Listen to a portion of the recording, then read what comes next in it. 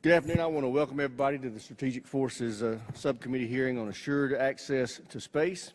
We'll be conducting two panels today. In the first panel, we have two expert witnesses from industry who represent our current and projected near-term providers of national security space launch in the Evolved Expendable Launch Vehicle program. In our second panel, we have three senior government officials who have responsibilities over EELV program and one advisor to the government. Testifying on panel one is Mr. Tony Bruno, President and CEO of United Launch Alliance, and Ms. Gwynne Shotwell, President and Chief Operating Officer of Space Exploration Technologies Corporation. We appreciate you both taking the time to be here today and offer your perspectives, including the challenges and opportunities related to our national security space launch activities. In this job as chairman of the Subcommittee on Strategic Forces, I've come to more fully appreciate the importance of our space to our country. It's one of the underpinnings of our national security. Let me provide an example. If a foreign adversary was to launch an intercontinental ballistic missile at our country, our military would rapidly detect this missile launch through our space-based infrared system satellites, and the information would be provided to our highest national command authorities to appropriately respond. Such response would almost certainly be transmitted across space-based communication satellites to combatant commanders all over the world who would order our military forces to take action, and those troops would rely on space-based intelligence, surveillance, and reconnaissance capabilities and communication capabilities to perform their mission and return home safely. These are extremely important capabilities that American lives may literally depend upon. We can't have space capabilities like this without an effective launch program. This is literally rocket science. So one of my top priorities in this job is to make sure that we have assured access to space both now and in the future. We've come a long way since the late 1990s when we went through a span of 10 months and suffered 5 launch vehicle failures. Since 2006, we've benefited from an unparalleled record of success through the Air Force partnership with United Launch Alliance, with 78 successful launches in the Evolved Expendable Launch Vehicle program. Most recently, this partnership has also brought tremendous savings to the taxpayer, $4.4 billion according to the Air Force as a result of a 36 rocket core block buy contract. Now we are once again entering into a new phase for the EELV. We are transitioning to a more competitive environment. Many steps have been taken by the government, including Congress and the Department of Defense, to encourage this. Congress provided funding that was dedicated to new entrants for the 2 launches. SpaceX was awarded both of those contracts.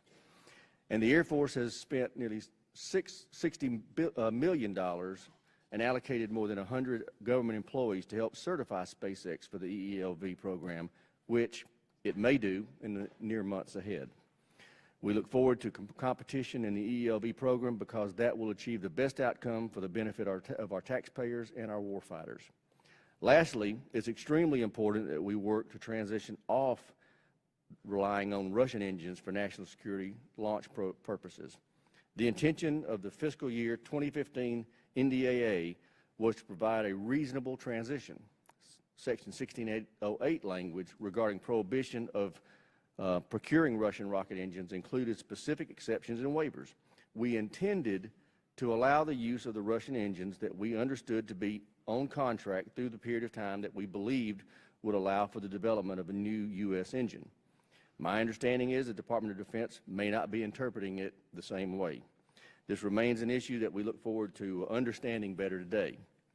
Regarding the development of a new engine, I understand this will take time. But I believe that our U.S. history, and I believe in our U.S. history, and I believe that once the men and women in the Department of Defense have the red tape eliminated, we can do this expediently, effectively, and efficiently. We should take the lowest risk approach that is in accordance with the terms of Section 1604 of the FY15 NDAA. Thank you again for being with us today regarding this important topic. I look forward to your testimony. I now recognize my friend and colleague from Tennessee, Mr. Cooper, for an opening statement. Thank you, Mr. Chairman. In view of the lateness of the hour, since this hearing was delayed almost 45 minutes due to votes, I ask unanimous consent that I insert my opening statement in the record. Without objection. However, I have read his opening statement, and I fully concur with it. I could not have said it better. As he reminds me often, I couldn't have said it better. But having said that, now I recognize panel number one, Mr. Bruno, Ms. Shotwell. The witnesses are asked to summarize their prepared statements. For the record, the entire statement will be submitted, but you have 5 minutes to summarize. And Mr. Bruno, we will start with you.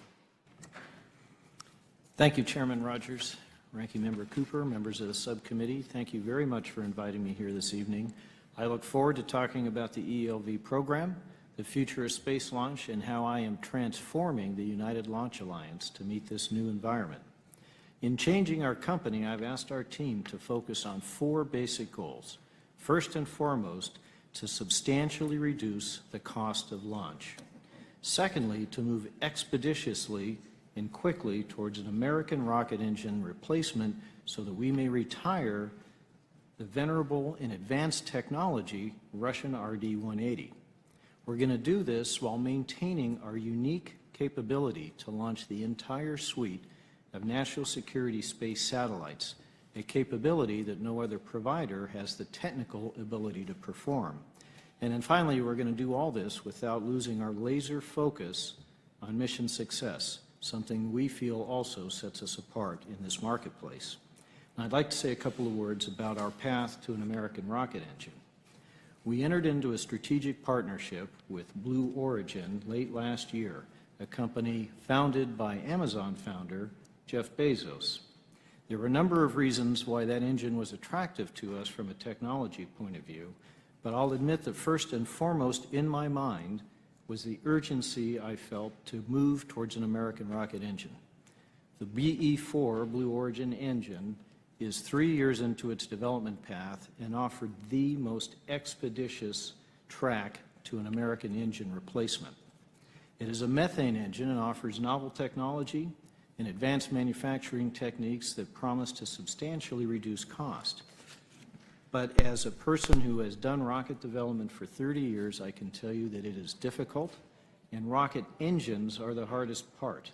And the history of rocket engine development is common with the occurrence of technical challenges and those that often affect schedule. So prudence required that I have a backup plan.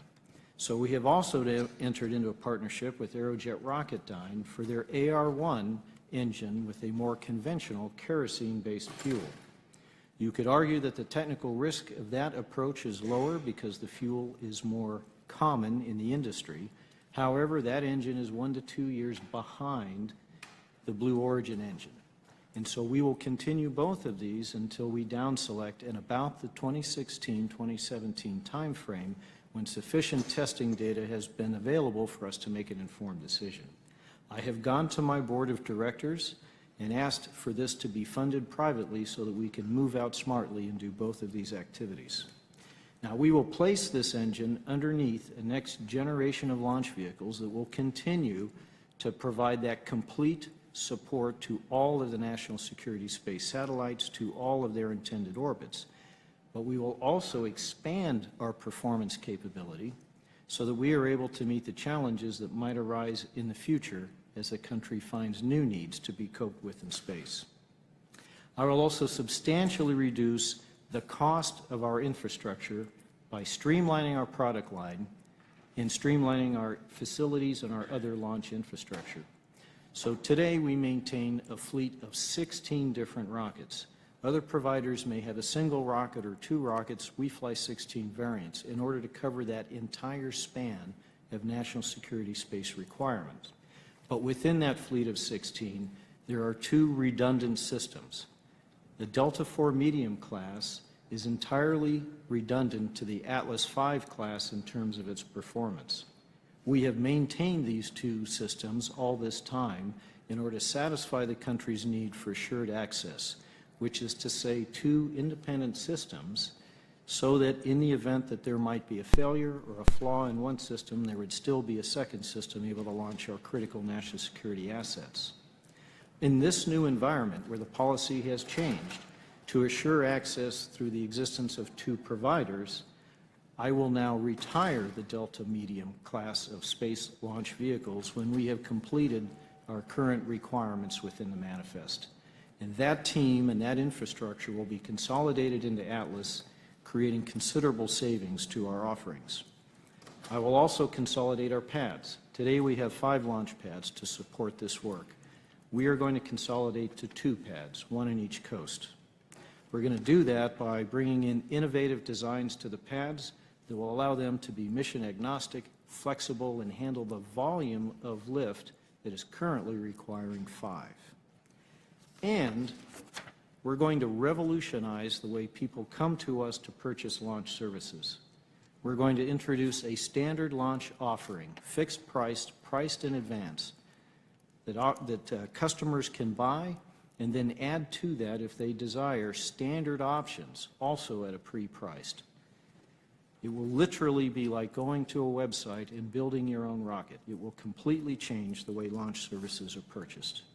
And together with all of these changes and innovations, we will substantially reduce the price of launch from where it is today. I'd also like to say a couple of words about reliability. We enjoy an unprecedented perfect mission success record of 94 consecutive flights, all of which on time, and by the way, all of which were on or under budget. This is a record no one has yet to match, and from our perspective, when you are launching national security missions, some of which are multi-billion-dollar, one-of-a-kind assets upon which lives depend, reliability matters. And so in this environment, I am very excited about the changes in our industry. Competition is now possible. I believe competition is good for the taxpayer. I believe it is healthy for the industry, and I'm looking forward to taking that field and putting my team there because I'm confident that we can win. Great. Thank you very much. Ms. Shotwell, thanks for being here. You're recognized. Mr. Chairman, Ranking Member Cooper, and members of the subcommittee, thank you for the opportunity to appear before this committee today.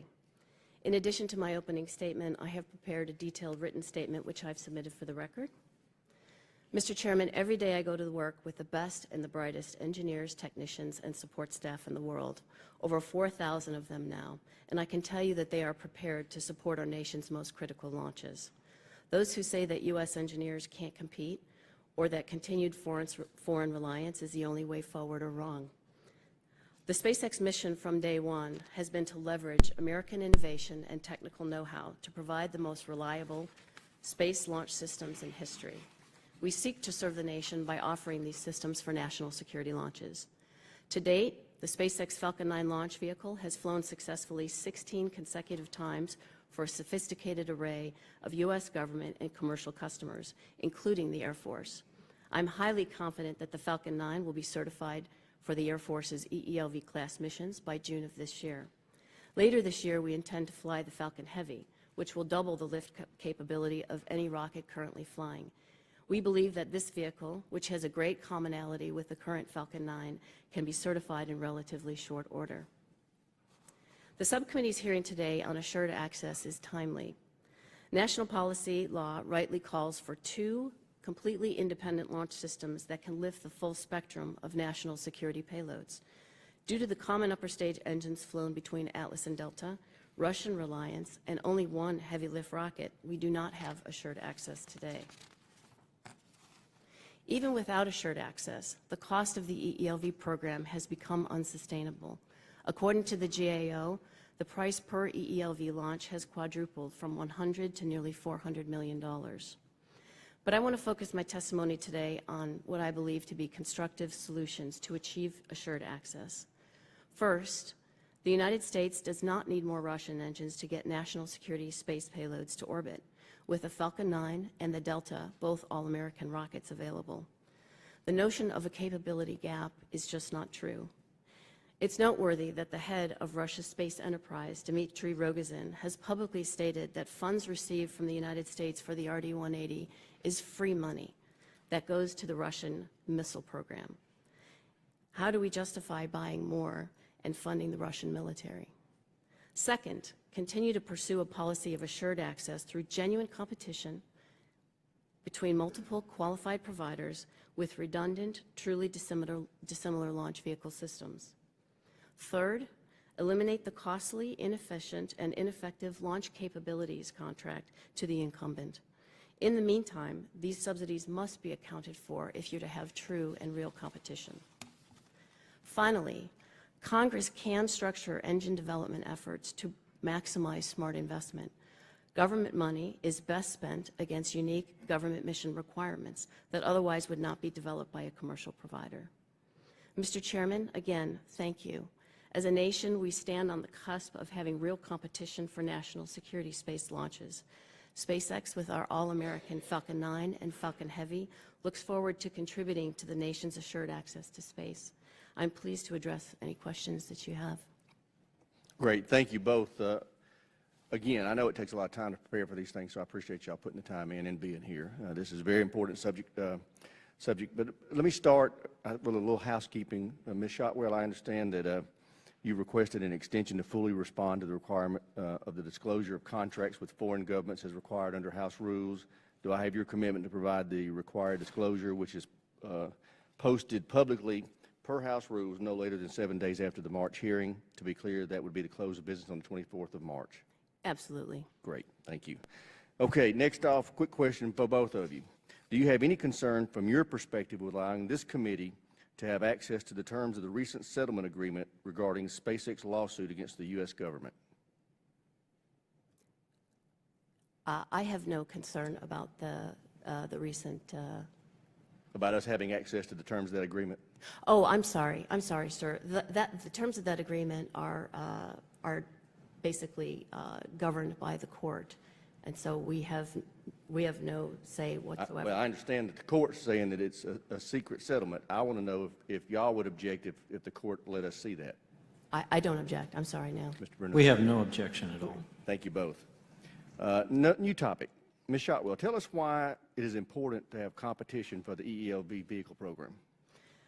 Competition drives prices. Importantly, it drives quality of service as well. If you're truly competing against a real competitor, you're going to ensure that you have a quality product, you have a quality service at the best possible price. Okay. Mr. Bruno, same question. Competition, when it is possible, is universally good for the taxpayer, it's healthy for the industry, drives innovation, and it drives value to cost.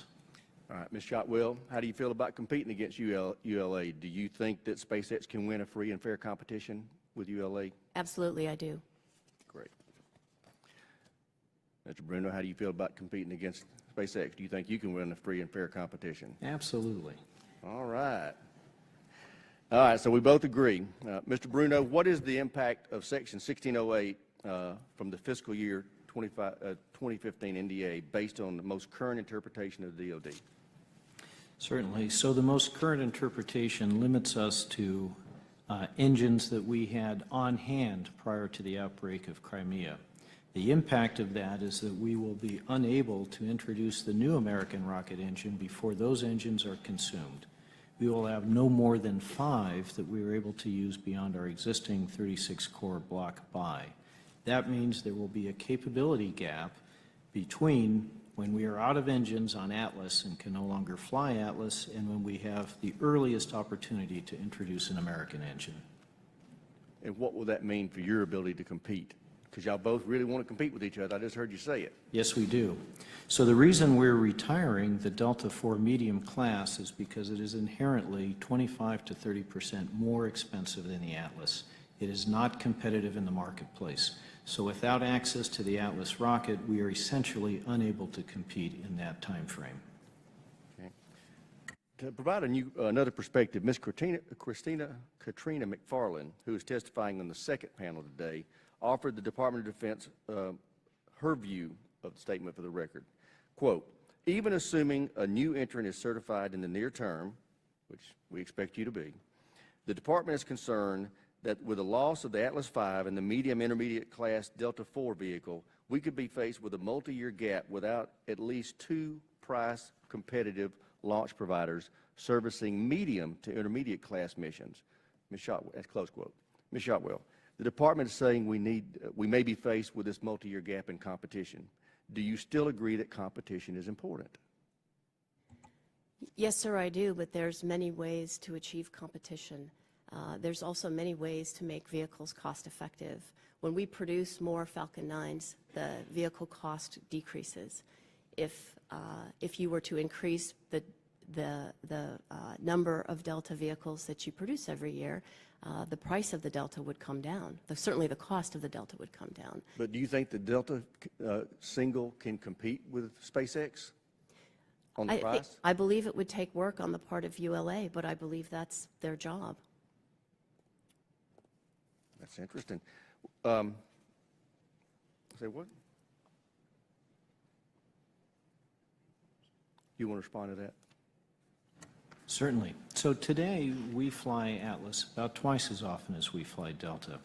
When I said a moment ago that Delta was about 25 to 30% more expensive than Atlas, that was adjusting for flying an all Delta fleet. And I'd also like to point out that ULA has consistently reduced cost from the beginning of the formation of the company and the ELV program through today. Prior to the formation of ULA, the price of lift had risen dramatically due to the collapse of the commercial telecom industry, and the average price of lift was then, in fact, $400 million each. As we entered into our block buy, ULA had driven that cost down to more like $200 million. And of course, our goal is to eventually drive that price to 100 or below, so cutting it in half again. Okay, before I stop, I want to go to what Ms. McFarland just described as this potential gap of time when we won't have access, particularly on the heavy lift, because I understand that SpaceX is close to being certified on these medium and intermediate range missions, but you still have a way before you test on the heavy lift. And Mr. Bruno is saying without the RD-180, he would not be able to continue to compete for the intermediate and medium range missions, which could then jeopardize his ability to maintain the Delta Heavy. Do you agree, and I'll start with you, Ms. Shotwell, do you agree that there is the potential, as outlined by Ms. McFarland, that there could be a multi-year period where we would not have assured access to space for the heavy NRO platforms? I think it's important to note that the Atlas does not have a heavy configuration and that the heaviest NRO satellites must fly on the Delta IV Heavy, which is of the Delta line. Exactly, and Mr. Bruno has made the statements that without the Atlas, which is his workhorse mission that needs the RD-180, he would not be able to maintain the infrastructure that supports the heavy lift Delta IV, which only lifts about once every 2 years, and would make it cost prohibitive, so it wouldn't be in the market. Now, this is his argument, not mine. Do you agree that that could create the potential that we would not have heavy lift capability for the NRO platforms for a 2 to 3 year period, or 2 to 5 year period, as Ms. McFarland from the DoD has said? So obviously I don't understand the intricacies of the ULA business. However, I do see the Delta IV vehicle flying successfully, the Delta Heavy vehicle flying successfully. And so with a Falcon 9 single core, which is comparable to a Delta IV, and then the Falcon Heavy, which we will bring online and be certified in time for competition in 2018, then you have two completely independent, dissimilar vehicle families, both from medium lift all the way through heavy lift. Okay. With that, thank you very much. I yield to the ranking member for any questions he may have. Thank you, Mr. Chairman. I thank you for calling this hearing, and I want to welcome witnesses from two outstanding companies. I think the taxpayer has reason to be reassured because we've come a long way toward competition, toward higher quality and better price for the taxpayer. It was heartening for me to hear Mr. Bruno's comments because I think you're talking about a very different company than ULA was even just a few years ago, as you try to transform it to a more commercial model with fixed pricing and things like that. I think competition led by SpaceX is having a very good effect. But we all are worried about the lack of assured access to space and this window of vulnerability that we may or may not be facing. And I think it's important to be aware of that risk, but not exaggerate it. You know, to my knowledge, there's not a backup for Marine One helicopter for the President or for Air Force One. They both rely on similar technologies, and it's worked pretty darn well. The ULA launch record is outstanding, as is SpaceX's. So, as I say, the taxpayer has a lot to be proud of. As we transition toward real competition, though, a lot of ways of doing business have to change. And the ELC payment that ULA has been getting for a long time, almost $1 billion a year, that would have to go away in a truly competitive environment, wouldn't it, Mr. Bruno? No, it doesn't go away. The capability contract is generally misunderstood, so let me clarify exactly what it is. They are costs that all providers have. The capability contract pays for pads, laboratories, day of launch operations, and the infrastructure that supports all of that. It is simply a contracting choice that the Air Force has made. Other providers receive these same costs. NASA contracts them in a single contract. The Air Force has chosen to break out into 2 contracts. The reason they have done that is because the current set of satellites currently on orbit that are now being replaced by the launches in the block buy are generally exceeding their design life. And so there is tremendous urgency to replace those as quickly as possible. The replacement satellites, however, are often experiencing schedule challenges and delays. And so it is imperative that even though we don't necessarily know which satellite is going to show up to the pad when, that when they do, they can be promptly lifted. And so the Air Force decided to break out those launch infrastructure and launch day costs into a separate contract to ensure that we had the flexibility to do just exactly that. And in fact, it enables us, together with the block buy of 36, to set up an environment where we have essentially planned every launch in 3s. So if we are targeting a given date and a given rocket for a spacecraft, we've identified a rocket ahead of time and a rocket behind that spacecraft could move to, should it be early or late. We have in fact exercised that slot manifesting technique 6 times last year in total transparency to the manifest in the Air Force without delay. These are costs that everyone has. They are simply contracted differently in EELV. So are you saying that the other company, SpaceX, benefits just as much as ULA does from the $1 billion of ELC expenditures every year? What I'm saying is SpaceX has those same costs. They're folded into a single contract when they do business with NASA, just like they are with me. And in fact, I should have also mentioned that when we do fly a mission outside the block buy contract, we in fact reimburse the Air Force a substantial fee for that infrastructure they have supported for each and every launch. Mm-hmm. Do you agree, Ms. Shotwell, with what Mr. Bruno is saying?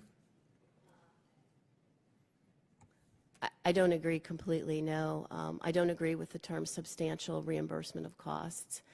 In fact, if you were to take the $1 billion a year that they get and spread that over the average 8 to 10 missions they do per year, you know, that's $100 to $125 million per launch.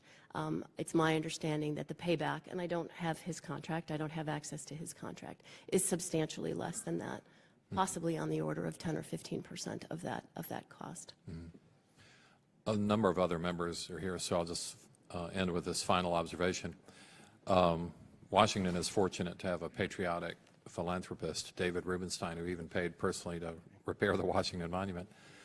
I think the country is lucky to have amazing entrepreneurs like Elon Musk and Jeff Bezos, who for some reason, unknown to me, both want to participate in some of the boldest new technologies in space. So we're fortunate that they're choosing to spend their money in that fashion. Not that these companies don't have many other backers, but that's a remarkable development for this country, and I'm proud of their entrepreneurial drive. Thank you, Mr. Chairman. I thank the ranking member. The chair now recognizes the gentleman from Utah, Mr. Bishop, for any questions he may have. Thank you, Mr. Chairman. Ms. Shotwell, if I could ask you a couple of questions. First of all, thank you for being here and the expertise that you bring. The chairman did, as is customary, invite Mr. Musk as head of the company to be here. So the questions I actually have are for him, but since he decided not to be here and managed a schedule to be with us, let me ask you the question since you are representing him. I was reading in Space News an article in January that was entitled, Musk Questions Integrity of the U.S. Air Force Certification Process. The quote he gave in the article was, "The people fighting it," meaning the Falcon 9 certification, "are really in the bureaucracy of the Pentagon and the procurement officers, who then go and work at Boeing and Lockheed Martin, the prime contractors, which has actually happened. It's easy to understand from a game theory standpoint, especially when you're asking them to award a contract to a company where they're probably not going to get a job against a company where their friends are. So they've got to go against their friends and their future retirement program. This is a difficult thing to expect. Now, I don't necessarily presuppose that these are your opinions anyway as well, but the head of SpaceX, which is your company, appears to believe that some of the people who are in service in the Air Force and Department of Defense, many career employees, may be holding back on certification because they have friends somewhere else and they want to work there later. So I'd please ask you if you could explain this statement to me, because while Mr. Musk may find it easy to understand, I frankly find it very troubling. I appreciate the question. Mr. Musk had a concern about a particular procurement officer and his choice of job after leaving service. And I'm sure if there was any evidence that led to there actually being some issues with that particular choice of job, that this committee would have investigated and cleared it up. However, I do want to state that the relationship with the Air Force and SpaceX has been extremely good. We've been working shoulder to shoulder on the certification process. It was a little slow to get going last year, but by November, December timeframe, we were operating at an incredible pace, and we just couldn't get it done by December. But I anticipate certification of the Falcon 9 launch vehicle upcoming here shortly. So what you're telling me is that you do no longer believe that the people who may have slowed the certification process are doing it simply for they're looking out for their own retirement and because they're going against friends. Does that reflect, that no longer reflects the attitude of the company or Mr. Musk? What I'm saying is his particular concern doesn't seem to have been borne out. He was just raising a concern. It's a rather damning kind of concern to put in public, isn't it? Let me also ask another thing, because I appreciate your insistence on competition, but I understand NASA is ready to award SpaceX 3 additional cargo delivery missions to the International Space Station. I am assuming you support NASA's decision in this regard. Yes, sir. But those are sole source awards without competition. So do you think it's okay for NASA to award those 3 missions as a sole source without having open competition? Congressman, actually, there was a competition, and SpaceX and Orbital Sciences. For these new 3 cargo missions that to which I'm referring. So the competition for the cargo resupply missions included pricing for out-year missions, and so fundamentally, when we initially competed for the initial CRS awards, there were prices for out-year missions. So NASA has the ability to look at Orbital's prices, has the ability to look at SpaceX prices. And you don't see a distinction between between those approaches then? No, we competed and we won. You've also said a couple of times here as well that Falcon 9 is an all-American launch vehicle. The overwhelming material used is aluminum. From what company do you get that aluminum? We buy the aluminum from Constellium. Is that an American company? No, it's not. So you've also said, or at least one of your senior engineers has said, that most of the avionics is designed and manufactured and tested in America. Does that mean you have some avionics that are foreign-made as well? We have one particular box, a GPS receiver. All American is by percentage, and this vehicle is 99% American. There's a statute in California that would not allow that to be advertised as all American, you know. I'm unaware of that. Okay, I yield back. I thank the gentleman chair, and I recognize Mr. Takai for 5 minutes for any questions he may have. Thank you, Mr. Chairman. Mr. Bruno, United Launch Alliance has a very impressive launch success, and I just wanted to thank you and your employees and commend you for this success. This hearing concerns the matter of assured access to space, and the national policy and law requires 2 separate vehicle systems that can be executed 100%, that can execute 100% of the national security launch requirements. What do you suggest we do to fulfill this legal requirement? So the current policy for assured access to space has moved from maintaining 2 launch systems with a single company to achieving 2 launch systems in a competitive environment across 2 providers or more than 2 providers. That's allowing for competition. I think that is a wise and a healthy change in the policy now that that is possible. The best way to achieve its ends is to ensure a fair and even playing field in which both companies are able to compete effectively.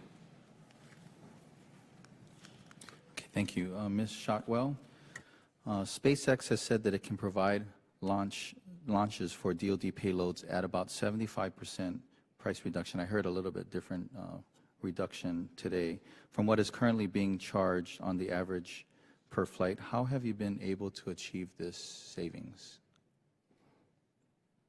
So I'm not quite sure where you got that percentage. Yeah, so what is the correct percentage? I've been hearing Compared to my price compared to your competitor. Yes, Mr. Bruno. yes. Okay. So obviously, I don't have access to what Mr. Bruno charges per launch. However, he did receive a block buy for 28 missions for $11 billion. So that, to me, sounds like about $400 million per mission. And I believe the GAO has found price per launch of about those numbers. So if the average price for a ULA mission is $400 million, the average price for a SpaceX Falcon 9 launch, commercial, is $60 million.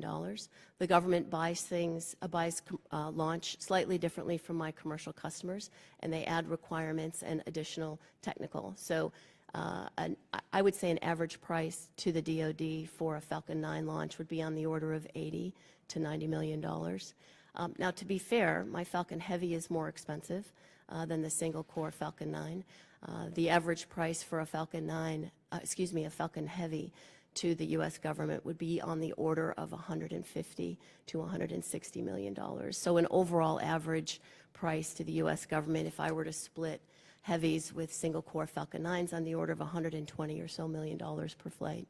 So from that math, I see that my prices are 25% of what the ULA prices are. Okay, so my question is, how are you able to achieve that type of savings? It's hard for me to say. I don't know how to build a $400 million rocket. So the more difficult question would be, instead of how am I less expensive than ULA, I don't understand how ULA is as expensive as they are. The next most expensive launch vehicle is the Ariane 5, produced by Europe. And though they have brilliant technology and fine engineers, it's not a particularly efficient economy. And the Ariane 5, which enjoys a similar success record, approximately similar success record, is about half the cost of a ULA launch. Okay, and for my final question, you note in your statement that SpaceX designs and builds all of its own rockets in California, yet most of the other rocket engines that currently support our other rockets are built in other countries, say Russia. Why did you choose to make your engines in the United States, and what are some of the national security advantages of an all-American supply chain? So SpaceX did not start out thinking that we would build the majority of this rocket ourselves, and we do actually build the majority of this rocket. We build our tanks, we build our engines, we write our software, we build our launch sites, we write our ground control software, we build our fairings. So we build this rocket in the United States. Granted, there might be some raw materials purchased elsewhere, but this is an American rocket built by American hands and technicians. And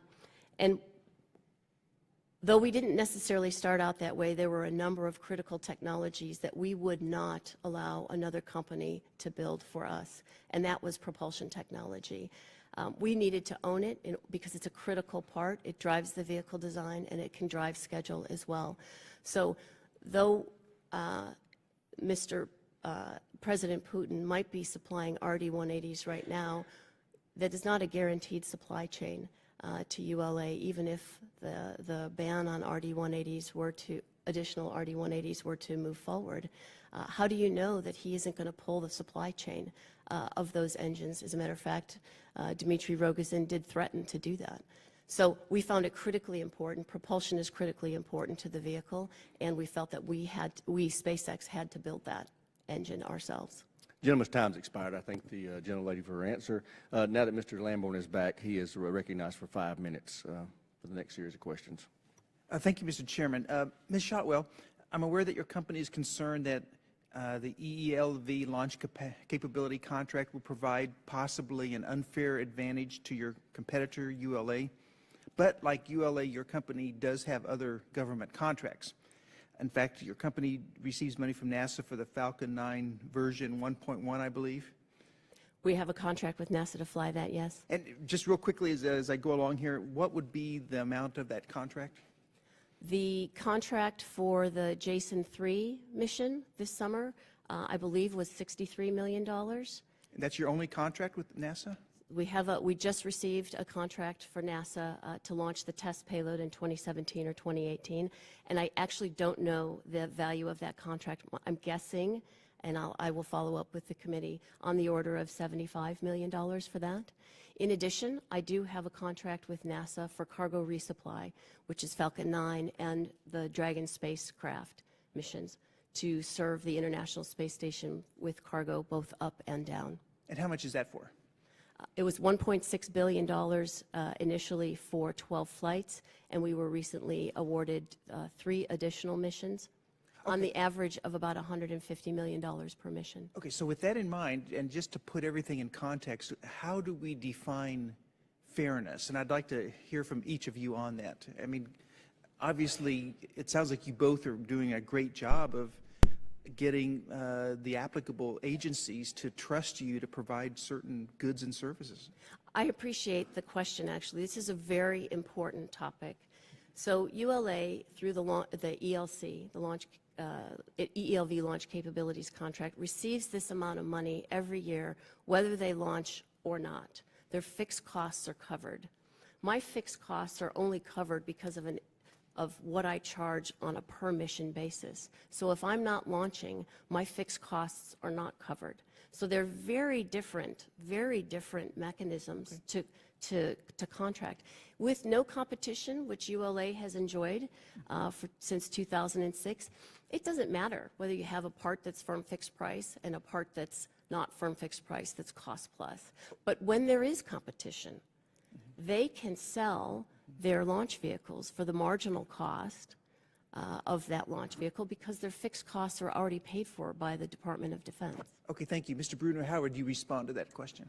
Certainly, but first I think I have to untangle some of the numbers we just heard to make the context of the answer clear. So we in fact do not charge $400 million for an average lift. Our Atlas 401, which is roughly equivalent to a Falcon 9.1 within the block buy, costs $164 million on average for a launch service. We have an entire fleet of launch vehicles, unlike other providers that fly essentially one bird. The average lift of all of that within our 36 core block buy is $225 million. This is a 30% reduction as we entered into the block buy than from prior years, as we have been working our costs down. In fact, the most recent GAO report recognized the $4.4 billion that the block buy and ELC contracts saved the government. Within the recent cycle of better buying power practices, this is fully 1/4 of all of the savings achieved by the department. So there is a consistent trajectory of reduced costs. 400 is not a number that I recognize. These are the actual numbers. At the end of the block buy, the price of that 401, which is equivalent to a Falcon 9.1, will be more like $140 million for the next incremental buy. The Delta Heavy is a different class of vehicle than the Falcon Heavy will be. One of the things that we have as a technical capability that other providers do not have is a high energy upper stage. So while performance may be roughly equivalent to LEO, to the most challenging orbits, the geosynchronous orbit, in the high elliptical orbits, there is still a performance delta that I urge the government to be considerate of as we make sure we have competition for the entire spectrum of national security lifts. Let me also explain the RD-180. We have an RD-180 underneath the Atlas because the government asked us to. At the end of the Cold War, there was significant concern about Soviet rocket scientists ending up in places like North Korea. And so we were asked to find cooperative opportunities to keep those people employed in a productive way. Additionally, the RD-180 represents advanced technology in rocket engines that did not exist in the United States then and still does not exist today. That technology will come to the United States when we develop our new American rocket engines. It constitutes a significantly higher performance and an advancement of the technology. That's why... Oh, sorry. Time expired. Chair, and I recognize the gentlelady from California, Ms. Sanchez, for 5 minutes for any questions she may have. Thank you, Mr. Chairman. The more I learn, the more confused I get. I just would mention that I was at a few years ago, I was over with the French counterpart of these two companies, and they were telling me that their launch costs about $200 million equivalent, and they said they weren't worried about UAL, but could I get rid of SpaceX because they were going to drive them out of business. So I see why we have two kind of a confrontation going on here. Mr. Bruno, I understand the reason that you have given for the use of the Russian RD-180 engine. I'm one of those persons that works consistently in NATO and is very worried about what is happening with Russia, and I think that it's high time that we develop our own engine here or have it, or in the case of SpaceX, I guess we've developed it. Somebody told me that it was going to be $1 or $2 billion additional government monies invested into building this new engine. Is that around the right realm? No, that's not correct. Let me help to explain. So the typical cost of developing a new liquid rocket engine is in fact around $1 billion, with somewhat more money to incorporate it into a rocket.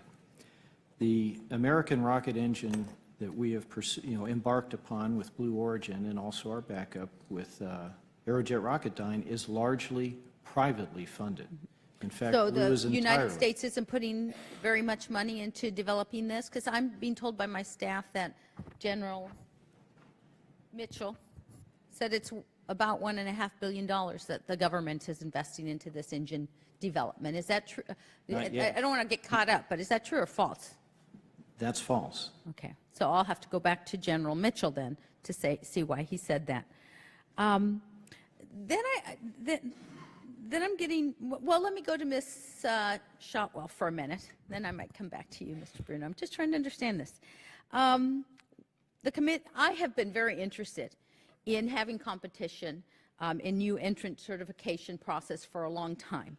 And I understand the major requirement for new entrant certification was that you perform 3 launches successfully. Am I correct about that? That is correct. Now, SpaceX, I believe, completed those by January 6th of last year, of 2014. Is that correct? That is correct. Okay. And since then, you've completed a total of 11 more consecutive successful launches with the Falcon 9 rocket. So is your sense that your rocket has demonstrated reliability? Absolutely, the Falcon 9 has demonstrated incredible reliability. We are 100% primary mission success with the earlier version of Falcon 9 as well as this upgraded version of Falcon 9. I want to clarify a little bit. The path that we chose for certification required 3 flights plus data plus engineering review boards, which are basically design reviews of every subsystem, plus audits of our launch site, our quality system, our management systems, and our systems engineering. So I just wanted to be clear that it was more than just the 3 flights. It was the 3 flights plus all the additional activity. But it's pretty much the same rocket each time? So you've proven Largely the same reliability? rocket. We don't fly a fairing when we fly a Dragon capsule to the International Space Station, but it's fundamentally the same first stage, with the exception of recoverability and reusability pieces, but it's fundamentally the same first stage. Okay. So then I understand that ULA has about 14 different configurations of the vehicle. So can you tell us, have all of these flown more than 3 times to demonstrate reliability? Mr. Bruno. No, they have not all flown more than 3 times. So we have 16 configurations, 10 for the Atlas, 4 for the Delta IV, and 1 for the Delta II. And the number of flights across that family is varied. And I don't, off the top of my head, have the exact scorecard much of for each each went. one. But I will submit that for the record. That would be great. I would appreciate that. Okay, for right now, that's the questions that I have. I have a lot more after everything you said, but maybe somebody else will get to them. Thank you. I thank the gentlelady chair, and I recognize the gentleman from Alabama, Mr. Brooks, for 5 minutes.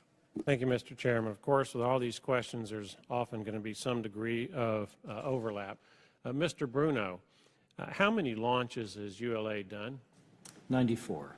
How many has it tried? 94. 100% success record? Yes. As you've noticed in the media over the last couple of years with respect to various launch efforts by various companies, there have been failures. If there were a failure of the kind of launch that ULA does, what is the cost? What is the damage, the loss? Typically, it would be in the billions. So launch is on average 10 to 15% of the life cycle cost of a national security space mission. You said how much in millions? Billions of dollars. Billions of dollars for one lost launch? Yes. Ms. Shotwell, last year, Mr. Elon Musk testified to the Senate Appropriations Committee that, quote, no competition will be fair, full, and open so long as the Air Force continues to utilize contract line items to fuel ULA's fixed cost to maintain its launch capability, end quote. As you are aware, the Air Force currently has the EELV Launch Capability, ELC, contract in place to meet government requirements. As I understand the situation, the Air Force plans for competition later this year. Do you think these competitions will be fair or unfair, and why? Well, it depends on how the Air Force decides to determine how much of the ELC should be allocated to any competed mission. I can't say in advance of reading the request for proposal, but I do anticipate a draft in the next month or so. Mr. Bruno, do you have an opinion? I do. I have greater faith in the Air Force Acquisition Corps than my counterpart at SpaceX. I am convinced that they will find a way to create a level and even playing field and create real competition. All right. Next question. Ms. Shotwell, the Air Force has told us that whoever wins a competition will get a portion of the EELC funding. If SpaceX wins, my understanding is that you will get a portion of that planned funding. Is this correct, and is that fair or unfair? That's not my understanding at all. We have never sought nor accepted ELC funding. Okay. I hope I understand your question. Well, I'm reading it as written, so that's the best I can do right now. Okay, all right. Mr. Bruno, is the EELC contract a subsidy, as SpaceX often refers to it? Please describe the role of this contract. No, it is not a subsidy. It is, as I have said before, it covers costs that all launch providers have: pads, labs, day of launch operations, fuel and propellants, the infrastructure that supports them. The Air Force has simply chosen to contract for that separately from the production element. Okay, Ms. Shotwell, and I'm going to give another shot at a different question, but please bear in mind that each of us congressmen have staff, both committee and office, that put these things together to assist us, so hopefully this one you'll be better able to follow. Quote, Ms. Shotwell, I'm aware that SpaceX was surprised that its Falcon 9 version 1.1 was not certified by the Air Force at the end of 2014, despite the fact that weekly teleconferences were conducted by senior SpaceX leadership such as yourself or Mr. Musk with Lieutenant General Sam Greaves of the Air Force Space and Missile Center. Were all the elements of the Cooperative Research and Development Agreement that was signed by the Air Force and SpaceX completed by the end of 2014? Before I answer the question, I do want to note that SpaceX and the Air Force are working very closely. They're working very hard, and we are working very hard, shoulder to shoulder, to get this vehicle certified to help fix this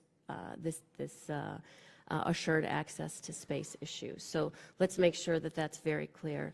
The surprise that we had in December was that the mode that we were operating in with respect to dealing with open items, it looked like we were going to be able to resolve open items after certification, some open items after certification. I think the Air Force believed in December that, that they did not want to certify with any open items. And so kind of the practice that we had been following basically did not bear out. However, we have a great understanding with the Air Force right now. We continue to work on certification. And I'd like to be clear, the certification process that we're undergoing right now, which SpaceX is going through, we're not being paid by the Air Force to go through, and ULA had a very different and a much easier certification process when they were new with their rockets. However, so we're working very closely with the Air Force on the certification, and the certification fundamentally addresses all the issues that one would address right up until a flight readiness review, which occurs just a week or so before launch. So not only are we, by going through the certification process, being certified as a provider or maybe even the launch vehicle design, but fundamentally we're being certified as if we were going to be flying in a week or two. And normally when you do an Air Force contract, you receive a contract and then you fly that mission 2 or 3 years later. So it's all I'm trying to say is an incredibly rigorous certification process. I see my time has expired. Let me conclude with this one remark. Mr. Bruno, United Launch Alliance, thank you for your perfect record in servicing our country. And Ms. Shotwell and SpaceX, thank you for your willingness, your company's willingness to engage in a very risky endeavor in space. Thank the gentleman. Chair, I recognize the gentleman, Mr. Bridenstine, for 5 minutes. Thank you, Mr. Chairman. Mr. Bruno, just a question regarding the Delta retirement process. Do you have a timeline for that? Yes, I expect to retire it in the 2018 to 2019 timeframe after we have accomplished the commitments we already have. So, when you think about the limitation on the RD-180, how does that affect your calculus on when to retire the Delta program? Because ultimately, you know, if there's going to be a competition, you'll need the Delta program beyond 2018, 2019. Delta is inherently more expensive than Atlas and is simply not competitive in an open marketplace. And I'm just out of curiosity, when there is this limitation out there and the limitation is waiverable, and there may be maybe uncertainty based on that, how does this affect you as a company trying to make capital expenditures and plan for the future? Does it change the way you do business? It does. The investment for our new American rocket engine and our next generation launch system will largely be private. Private investment does not like uncertainty, and so this issue around 1608 and the availability of the RD-180 is making it difficult for us to close with our investors on that arrangement. You mentioned that the Delta IV Heavy has a different capability from the Falcon Heavy. So how is that relevant if it's going to be retired after 2018, 2019? I will maintain the Delta IV Heavy as long as the NRO requires it. I've made that commitment to the NRO and to the Air Force. When we have the final version of our next generation launch system, it will in fact have 30% more capability than the Delta Heavy has today, and at a substantially lower cost. At that point, I expect the Air Force and the NRO will find a graceful path to migrate to that platform. You mentioned that the BE-4 engine is methane and that the AR-1 engine is kerosene. My understanding is when you build a new rocket or you build a new engine or you have a new engine, you need to build an entirely new rocket around that engine. What are the engineering implications of which direction you end up going? Is there a difference in time frame and those kind of things? There is a difference in time frame, but it is primarily because the methane engine started 3 years earlier than the kerosene engine did. Methane is a lower density fuel, and so the tanks on the first stage would need to be larger. The kerosene engine we're developing will also be longer in length and have different interfaces, so for both there will be pad changes that need to be made as well. And do you expect, when do you expect the next generation rocket to be ready for testing and ultimately usability? If all goes as planned, we would have the next generation rocket first flying no earlier than 2019, which would support a certification in 22 or 23. Okay. And for both of you, could you give me an estimate, what percentage of your launches are driven by the private sector, commercial enterprise, the satellite industry, for example, commercial telecommunication satellites? And not just telecommunication, weather, whatever satellites there may be. What percentage is from commercial? 60% of SpaceX launches are commercial. Okay. Just under 20% for us today. Is there a reason that it's about 20% and not more, not higher? Our primary core market and mission has been for national security space. Okay. And then the final question for both of you would be, I've got about 55 seconds left, so you guys can divide that among yourselves. As far as infrastructure requirements, both of you are going to need infrastructure for launch capabilities. Can you share with this panel what those requirements might be as we think about the future? As a responsible launch service provider, we basically build our own launch pads, we maintain our own launch pads, we maintain all our infrastructure, and all of the costs of that are rolled into the per mission price for each launch. So it's covered. Okay. Ditto. Roger that. Mr. Chairman, I yield back. I thank the gentleman. I just want to ask some cleanup questions, and we'll dismiss this panel. And trust me, I could keep y'all here for 2 hours talking about the stuff on my mind. You just mentioned that you would keep the Delta Heavy in place as long as that the NRO requires or the government requires. But you've also said publicly, and I want to go back to the RD-180 and the problems it generates, that if we don't fix the 1608 language problem in the NDAA 15 budget, that you may not be able to compete for some of the missions upcoming, and then the Delta program may go away. Is that accurate? Yes, it is. All right.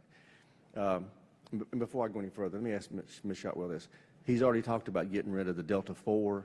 If he were to stop the Delta IV, are there any missions that it carries out that you could not carry out? No, Falcon 9 and Falcon Heavy could carry out all the missions. Anything that the Delta IV does? That's correct. As a matter of fact, the comment that the Falcon Heavy is less capable than the Delta IV Heavy is patently untrue. Yeah. Well, my point is, so we would go from him having a monopoly to you having a monopoly if he stops with the Delta IV. Is there anybody else that can compete with you for those missions?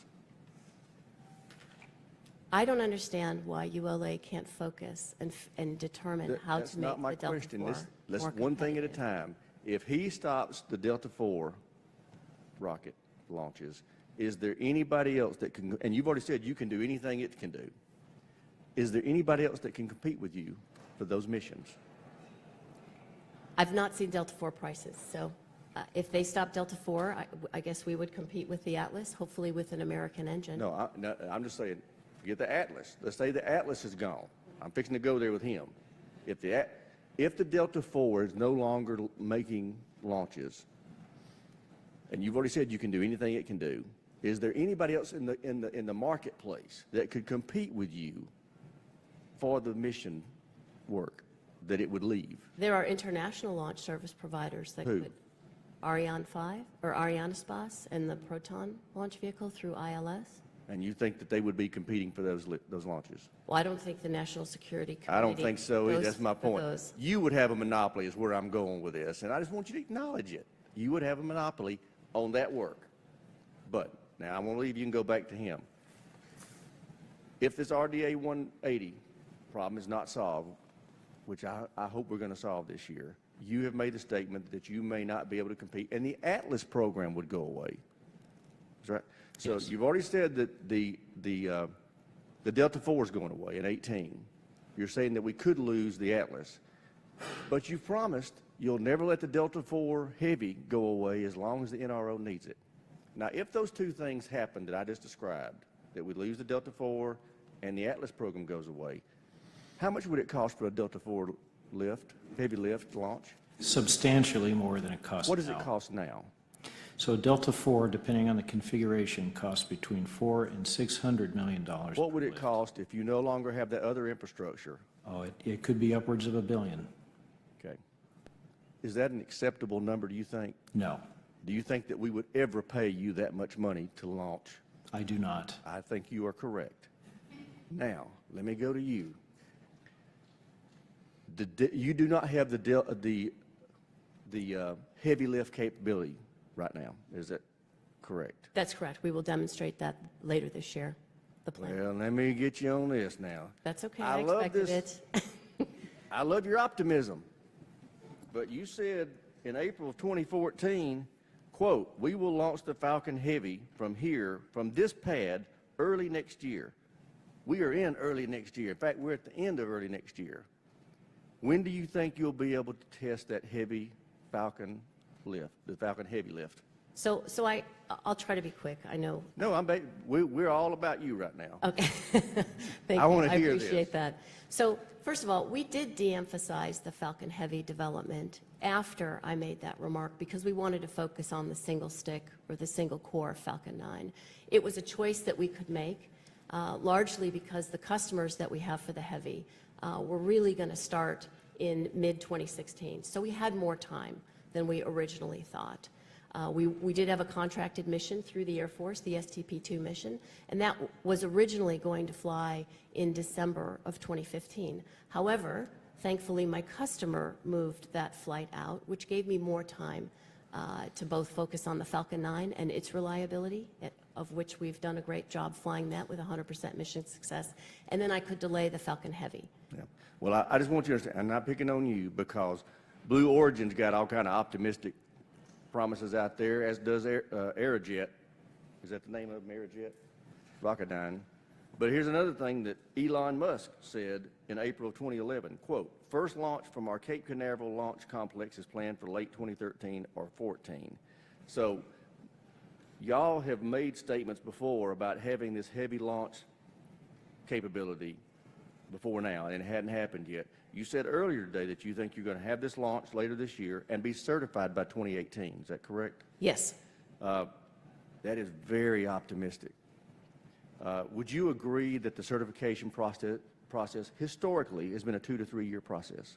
Actually, we started the certification process. For the Heavy, the Falcon Heavy?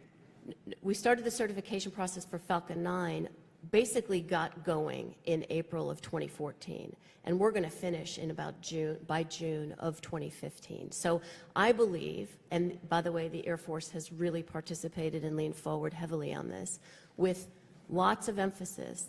I believe that the Heavy can be certified in 14 to 16 months. You are optimistic. I hope you hang around for the next panel, because have you heard the Mitchell Commission? They have a much more dim view of the timeline. And I'll say all this for this. I'm not picking on either one of you. But I am very concerned about this possible window that we don't have heavy lift capability. I just am. We are at war right now, and as you may look around, the world's getting a lot more dangerous. We don't know what's about to happen. We have to have these NRO platforms up in the air, and we can't pay you $1 billion to do it. So we can't let that happen. And I can't wait for you to be certified on your intermediate lift launches as well as your heavy lift launches. And frankly, I hope you get another company in there competing with y'all. But I just want you to understand, from our perspective, we're going to keep some kind of heavy lift capacity until you're certified going on. That is our nation's interest. You may not like the fact that we're going to try to figure out a way to keep his Atlas launches going so that we can keep the cost down for those heavy launches, but I think it's in our nation's interest. So please hurry and get that Falcon 9 Heavy working and certified, and I will be a happy camper. Yeah, I'm fixing to go there. Last thing I want to ask, and then I'll shut up. But I tell you, I may try to arrange a meeting with Mr. Cooper, sit down with the two of y'all in a room and let's talk about some of these things where we got more time. The last thing I did want to ask, because this concerns me, and that's Ms. Shotwell, does your company oppose Defense Contract Audit Agency standards as well as providing the necessary detailed costs and pricing information to government oversight? So we have DCAA auditors doing manufacturing audits for us right now, and we have provided the Air Force and other government customers with our costs, and our costs have been audited. Our rates have certainly been So audited. as we go forward and you compete for government launches, you got no problem with this DCAA audits? No, we have DCAA auditors what in the I plant wanna right hear. now. I chair not recognize the gentleman from Tennessee for much smarter questions. Thank you, Mr. Chairman. This question is actually Ms. Sanchez's. She asked me to ask it on her behalf. It's to Mr. Bruno, and it's, do you need any government funding investment for your Plan B, which is replacing the RD-180 engine for Atlas? I do not require government funding. However, there are wise investments the government can make in reducing the technology risk of this new and advanced technology we're introducing, and I will not say no to help. Well, new and advanced technology, but you'd basically be duplicating what you've been reselling from the Russians for 30 years. We will, but we will be doing in a different size class with different materials in advanced and more modern manufacturing techniques. Because they still have a 5-year license hold on the technology. They have a 5-year license hold on the design of the RD-180, not on the fundamental technology I'm referring to, which is an oxygen-rich staged combustion process. Okay. Thank you, Mr. Chairman. I look forward to the next panel. I do too. Thank you all very much. This has been enlightening. I do hope you'll hang around for this next panel because it's going to be a part of this process as well. So with that, this panel is dismissed, and I call up the second panel.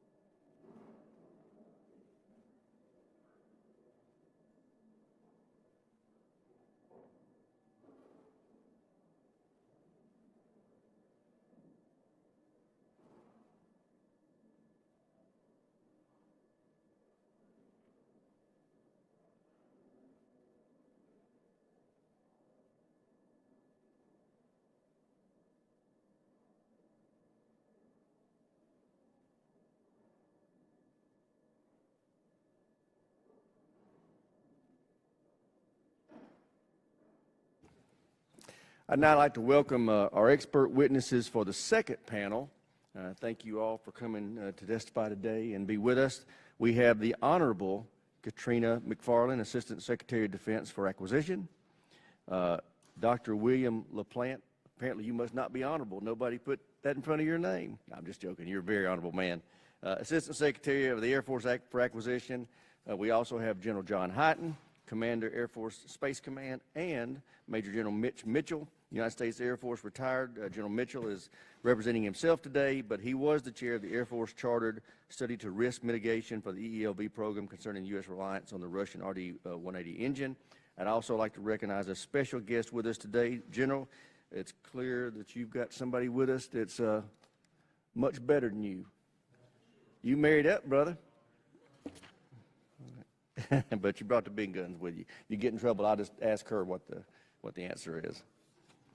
All right, so Ms. McFarland, I will start with you. Your statements, entire statements will be submitted for the record. If you could take 3 minutes to kind of summarize it, and we're going to do the same thing for all of you, 3 minutes each, and then we'll get into the Q&A and hopefully some more discussion type of an environment. But anyway, Ms. McFarland, you're recognized for 3 minutes to summarize your statement. Thank you, Chairman Rogers, Ranking Member Cooper, and distinguished members of the committees. I appreciate the opportunity to appear today before this subcommittee. The Department's highest priority for space launch is assured access to space. That requires two highly reliable engine launch systems as a fail-safe method to allow for continued access should one suffer a fleet grounding event. If we do not have an alternative launch system, all our overhead space operations that provide capabilities such as global awareness, communications, strategic missile warnings and indications, and position, navigation, and timing information are at risk. We are dependent upon assured access to space as the enabler of space operations that we rely on for national security. We can recognize, however, that the assured access to space must come at an affordable price, and that is why we intend to pursue affordability and a healthy industrial base by incentivizing innovation through an orderly transition to competition via certified new entrants. I state orderly transition as moving to competition must not occur at the reduction or expense of mission assurance. We lost sight of mission assurance in the 1990s, and that led to a string of launch failures where more than $5 billion worth of hardware and 3 national security payloads were lost. We can't afford to repeat that. Speaking of new entrants, it's important to understand that certification is a cornerstone of our mission assurance process. We have invested heavily through the Air Force in providing a means for certification to new entrants, and it appears to be paying off as our first new entrant, in this case SpaceX, according to the Air Force as a certifying authority, should be certified this year. My last emphasis will be on our commitment to end use by our providers on the Russian RD-180 engines as we pursue our competition of competitive launch services. The Air Force has been working with industry and subject matter experts since last year, early, to find an alternative solution. We're concerned about the current FY15 NDAA Section 1608 language. It may interfere with our ability to transition in an orderly and efficient manner to two domestically produced, affordable, and effective certified launch systems in a competition that can sustain our full launch manifest requirements. As it's written, it may result in a trade of one monopoly to another. We're committed to reintroducing competition into the EVLV program and ending the use of the RD-180 as quickly and as safely as possible. Space launch is an inherently unforgiving, high-risk endeavor, which our approach to mission assurance has effectively mitigated for over 15 years. As we move forward into a more competitive environment, we will continue to maintain our robust mission assurance standards because the cost of failure is simply too high. Thank you again for this opportunity to appear before the subcommittee, and I turn it over now to my colleague. Thank you, Ms. McFarland. Thank you. Recognized. Yeah, thank you, Chairman Rogers. Thank you, Ranking Member Cooper, and other members of this panel. I can just say right up front that this panel just today has already done a really important work in exposing and clarifying, I think, the challenges we have, particularly in the wrap-up there, Mr. Chairman. You got right to it. So thank you for holding this hearing. As we know, we have a lot of challenges here. One word that has not yet come up, but I want to emphasize, is sequester. So if we think about everything that's ahead of us, whether we do public-private partnership, we also have the S word to deal with. So let me go ahead and just give a summary of where I think things stand, and then, in the interest of time, turn it over then to my colleague, General Hyten. Obviously, this is a hard problem. I think you just heard this in the last meeting. I'm an engineer. I like to talk about constraints, an over-constrained problem. In many ways, this is an over-constrained problem, meaning we and the situation are given more constraints that are possible to achieve the outcome. So let's talk about this. Typically, when you have a problem like this, it's usually worthwhile, I've found, to first start about the desired end state. That's actually pretty simple and easy to get everybody to agree to. The desired end state, then what you do is you say, where are we today? I think what you just heard was a pretty good summary of where we are today. I'm going to give my version of that. But those are two kind of the easy pieces. The next piece is the key. What's the way to get from here to there? The transition plan. That's what we're here, and that's what we're all about. And can we pull it off? So let's talk about the desired end state. We heard it. We have at least 2 independent launch vehicle families that can do the assured access to space for General Hyten's manifest. We heard that we need to do this with American propulsion and American technology. And we heard we need to do this competitively. We want competition. We want to bring the price down. That's our desired end state. Where are we today? What we just heard. Let's talk about ULA. ULA's got the Atlas V and the situation with the RD-180. We heard the risk that's there. We heard the discussion in the language. We heard Tory Bruno say a number of as low as 5. Okay?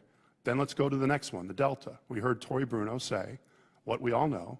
which is at least 30% more expensive than the Atlas V, and we heard what he proposes to do about that, namely to shut down the line in 18 so he can make his Atlas V more competitive.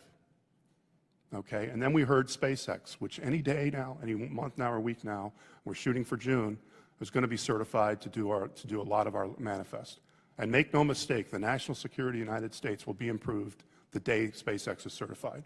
It is really, really important. But so now let's talk about a transition plan to get between where we are today to this desired end state.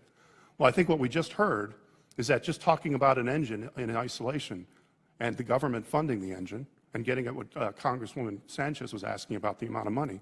No, that's the amount of money that has to be spent, let's say $1 billion, maybe plus. The question is by whom? How much of it is government? How much of it is private? We heard just in the last session, very promising from both witnesses about what private investment can do. I think if we want to spur innovation, we have a duty to the taxpayer to look at what it would be done to compete launch as a service and see what teams come forward, including how much they would do on their own and how much the government would pay. That's what's called a public-private partnership. We are moving out on that immediately right now. We're going to put a draft RFP on the street next month, to find out who's serious, what does this look like. At the same time, we're putting money, as per the legislation, against risk reduction this year to continue it on this type of engine technology, and we're going to move out. So that's the situation we're in, and that's our approach to it. But make no mistake, Mr. Chairman, you got to it near the end. We do have to ask ourselves what risk we have still doing that strategy and having all of those conditions. So at that point, I'm going to just finish my opening remarks. Again, thank you for the hearing. Great. Thank you. General Hyten, you're recognized for 3 minutes. Thank you, Mr. Chairman. Thank you, Ranking Member Cooper. Members of the committee, this really is an important subject, and I very much appreciate, as the Commander of Air Force Space Command, that you allow us to come here today and talk about this problem, because it is a risk decision that we have to figure out as we go through. So on behalf of the 38,000 men and women of Air Force Space Command deployed in 134 locations around the globe right now, I really thank you for this opportunity. So as the Commander of Space Command, I have 3 priorities for our space lift mission. The first priority and most important is to maintain assured access to space from at least 2 U.S. space transportation vehicle families who can reliably launch national security payloads. So in my 34 years in the Air Force, I've twice experienced periods where our military lost assured access to space. The first was in January 1986 with the loss of the Space Shuttle Challenger. Because the shuttle was used for military satellite launches, we not only lost the lives of 7 great Americans, but we lost our nation's access to space at the same time. That impact was significant. It caused gaps, but that was limited because space was just becoming part of our military infrastructure at the time. The second time it happened was in the late 1990s when we had a string of launch failures caused by our lack of focus on mission assurance and basic engineering principles that culminated in the failure of 3 huge Titan IVs, one with a DSP missile warning satellite, one with a MILSTAR protected satellite communication system, and one with a national reconnaissance satellite. Each of these failures cost this nation over $1 billion, but more importantly, it denied our nation critical warfighting capabilities that would be important as we approach 9/11. Today, space is fundamental to every military operation on this planet, from humanitarian to full combat operations, and the loss of assured access to space would be extremely damaging to national security. That's why it's my highest priority, and it is the prime directive for my command. The next priority is to insert competition in the launch business. There's no doubt that new entrants have the potential to improve assured access to space as well as drive down cost. That's important, but it has to be conducted in context with assured access to space. The next priority is move as fast as we can to get away from rocket engines not built by the United States, specifically getting off the Russian RD-180 and on from the Atlas V. I fundamentally believe that every American rocket should be powered by an American engine. It's really that simple. So keeping in mind the prime directive of assured access, the production of a new engine must be in partnership with industry to ensure we have a rocket, or ideally rockets, which will be able to fly with any engine that we build. Right now, this is a concern of mine. But my biggest concern in this new competitive environment with the future, and I thought the previous panel did a great job talking about that, is what happens when, God forbid, we have a launch failure and we must shut down a rocket for a year or 2. With multiple companies operating under tight margins, how does the company that experienced that launch failure stay in business without the revenue stream that you heard talked about so much from a vigorous launch campaign? Who makes the decision when we return to fly? Who makes the decision to put another billion-dollar satellite on top of that? Who makes the decision that we have to have assured access to space and there we're going to do those things? The story of ELC is actually part of that story, and I'd be glad to address that in questions, but all of these are difficult questions. So, Mr. Chairman, I thank you for your support. Ranking Member Cooper, I thank you for support, and I look forward to your questions as we go forward.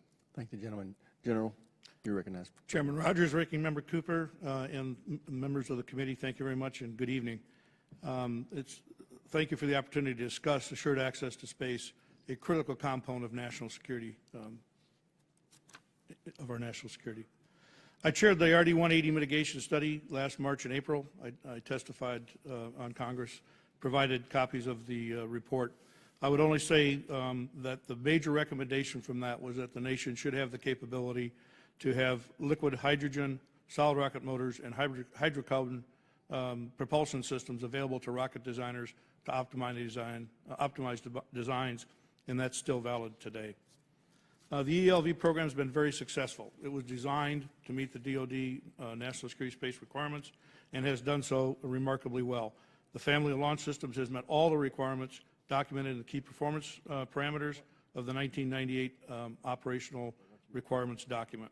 That being said, as been discussed today, the program is in the midst of a major restructure. If not properly resourced and carefully thought out, will add significant risk to assured access to space for national security, particularly launches in the 2018 to 2022 timeframe. That may not result in a competitive environment, as has been discussed earlier. Depending on the interpretation of the RD-180 restrictive language, it could actually affect the 2015 to 2017 Phase A1 procurements that the Air Force plans, because we'll be in a sole source position as early as 2016. If success-oriented schedules for the contractors and the government are not met, the 2018 ELV program will look like the following. No Delta IVs except the Delta IV Heavy at an extraordinary cost. No Atlas Vs. No certified Falcon 9 Heavy that's yet to be submitted for that certification process to begin. No next generation launch system yet. As Mr. Bruno said, it won't be on until 22 or 23. Only Falcon 9 version 1.1, which launches the lower end of the mission model, and the Delta IV Heavy would be available for national security missions. The result would be that national security flying on the Atlas V that are currently in that middle range would have to fly on a Delta IV Heavy, or they would have to wait for either NGLS or SpaceX Falcon 9 Heavy to show up. That would be an untenable situation. This potential 2018 program would result in two monopolies, one for the heavy mission, ULA, one for everything else, SpaceX. Obviously, this is not the desired end state for competition, but is certainly a plausible outcome based on the risk profiles. The only way to preserve competition and avoid this situation is to allow the use of RD-180 engines until a transition plan to new launch system is defined and adequately resourced. I recommend a plan be put in place, led by the Air Force, to do that. And I will close with a comment from a colleague of mine who said, currently, no stakeholder has a credible plan that closes. Each stakeholder has a different endgame solution, and each stakeholder's current non-closing game plan has, and then a miracle happens as the last element of their plan. And all of those miracles are different. I appreciate the opportunity to discuss this, and I look forward to your questions. Great, thank you. All of you made reference to the importance that we clean up the 1608 language problem. And you just heard General Mitchell made it a real sense of urgency about it. So I want to start with this. You heard earlier, we heard Mr. Bruno in the earlier panel. I guess all of you listened to the first panel. Make references to what will happen if he doesn't get a replacement engine for the RD-180 soon. Get that language cleaned up. Well, if he doesn't get a replacement engine or isn't able to use the engines that we have paid for, that could create a potential that we would only have the Delta IV Heavy for the NRO launches that are essential to our national security. Does everybody agree with that? That record show everybody said yes. All right. You heard the eternal optimism of Ms. Shotwell that she is going to have her Falcon 9 Heavy able to launch later this year and certified by 2018. Now, let me start with General Mitchell. Do you think that is a realistic timeline? Sir, I think when you talk the Falcon 9 Heavy, it is realistic for them to start the process. The question on finishing the process has got a couple aspects to it. One is, do they get enough launches in? And that's determined by them. As they do their statement of intent, they'll say whether they're going to do 3 launches or 6 launches. There's several options. The process to go through to get certified will then take some time. But before you go to the certification, let's stay on the launches. They're going to have to prove this technology. Yes, sir. Which is going to take some launches. You know this business. What is a realistic timeline that you think that could be done by that company? Well, from what I understand, their manifest, they're in the process of building the Falcon 9 Heavy now, the first one. It would be at least a year, year and a half before they could launch all 3 of those, perhaps 2 years. And that's only one part of the certification. And that's if it works. Yes, sir, that's it. This Success-orientated. Yeah, there's 27 rockets that's going to be put in there, and there's all kind of issues about whether it would work. But let's assume it works. You're saying a year to 2 years before they get into the certification. Before they, no, not certification. just the launches. Just to prove the launches work and all the rockets go in the same direction. Yes, sir. Which is the desired goal. So now, 18 months from now, they've successfully proven the technology works. How long will the certification process take? Because as I understand it from you, it starts at that point. Yes, sir. You heard Ms. Shotwell say they've already started the certification process. I don't think you can start the certification process till you've proved the technology works. Right. So let's be clear, sir. There's some steps in this process. First, there's a statement of intent that says, I want to get this rocket certified. Okay. In that statement, That's what she started. Right. When they put that statement in, then they say how many launches they're going to do as part of that certification process. And depending on how many launches they do, depends on what depth of technical expertise you apply to look at their design. Then they do an agreement as to how that certification is going to be done. It takes some time after the statement of intent to negotiate what's the rules of engagement going to be. Then it takes typically, I would say, because it's a redo of the company, you don't have to go back and look at their quality and a lot of their manufacturing processes, but you do have to look at the product. So it probably won't take 2 years, but I would be surprised if it took less than 18 months, because a Falcon 9 Heavy is going to have to meet some very stringent requirements, the hardest one being a direct inject to geosynchronous orbit for a 14,500-pound payload that requires a 3-hour coast mission for an upper stage, and that upper stage today does not exist. So it's not just getting a Heavy, it's getting a Heavy that can perform the DoD missions. The first Heavies are going to be an experiment, the SDP-2 mission. They've got a couple of commercial launches, but none of those launches are going to be as stressful as the heaviest of the DoD requirements. Okay. So I don't think you're going to get a system certified until 2018 or beyond. Okay. Ms. Shotwell believes that she will have that entire process complete by 2018. Are you saying that's doable? They could get there by 2018 if everything is successful. If everything's successful. No earlier than 2018. Is that optimistic or is it practically realistic? I'd say it's optimistic, sir. What do you think is a realistic timeline based on your experience with this process, which is extensive? If they have no failures of the Falcon Heavy, then they can get there probably in 2 years, 24 months after. So Okay, it'd be the middle of 19. Okay. If they have a failure, all bets are off. It depends on what it is and what it means for the redesign and everything else. Okay. General Hyten, you heard me talk about this new technology. And again, as I said in the previous panel, I want to see this Heavy, this Falcon 9 Heavy certified.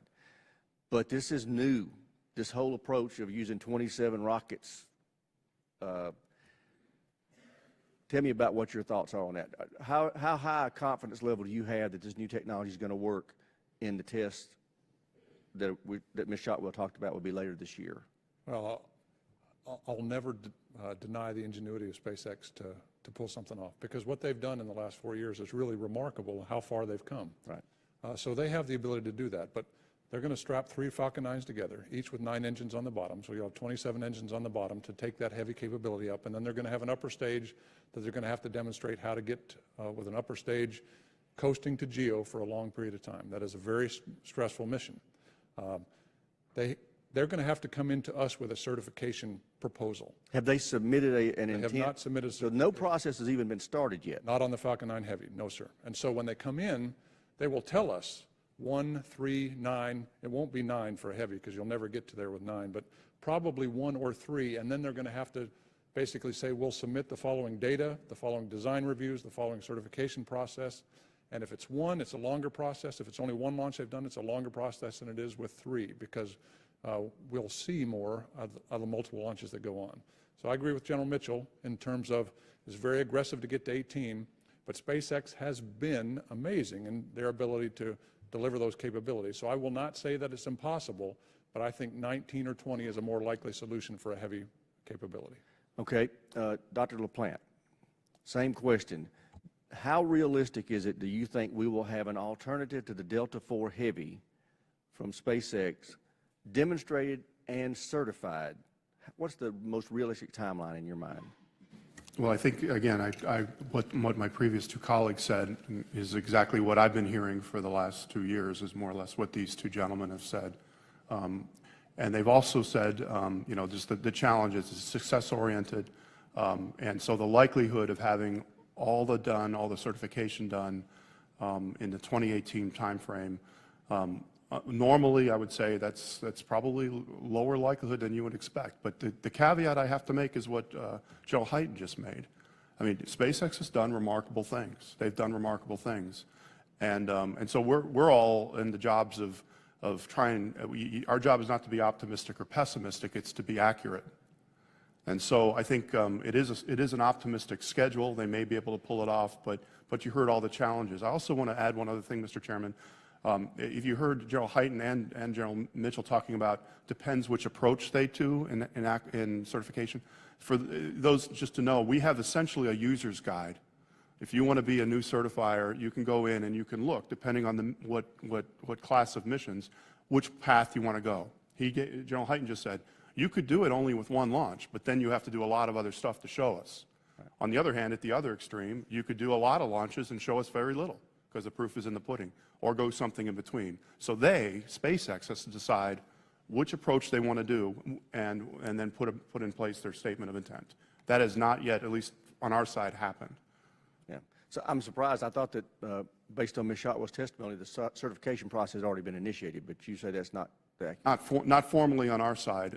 In the case of the Falcon 9, the formal process, depending on whether it's statement of intent, we actually signed the CRADA, which was the detailed agreement between the Air Force and SpaceX for certification in June of 2013. That's the detailed plan of how we together would do this. And so that hasn't happened yet for Falcon. Okay. Yeah. For the current vehicle, that's a key. Let me ask this question.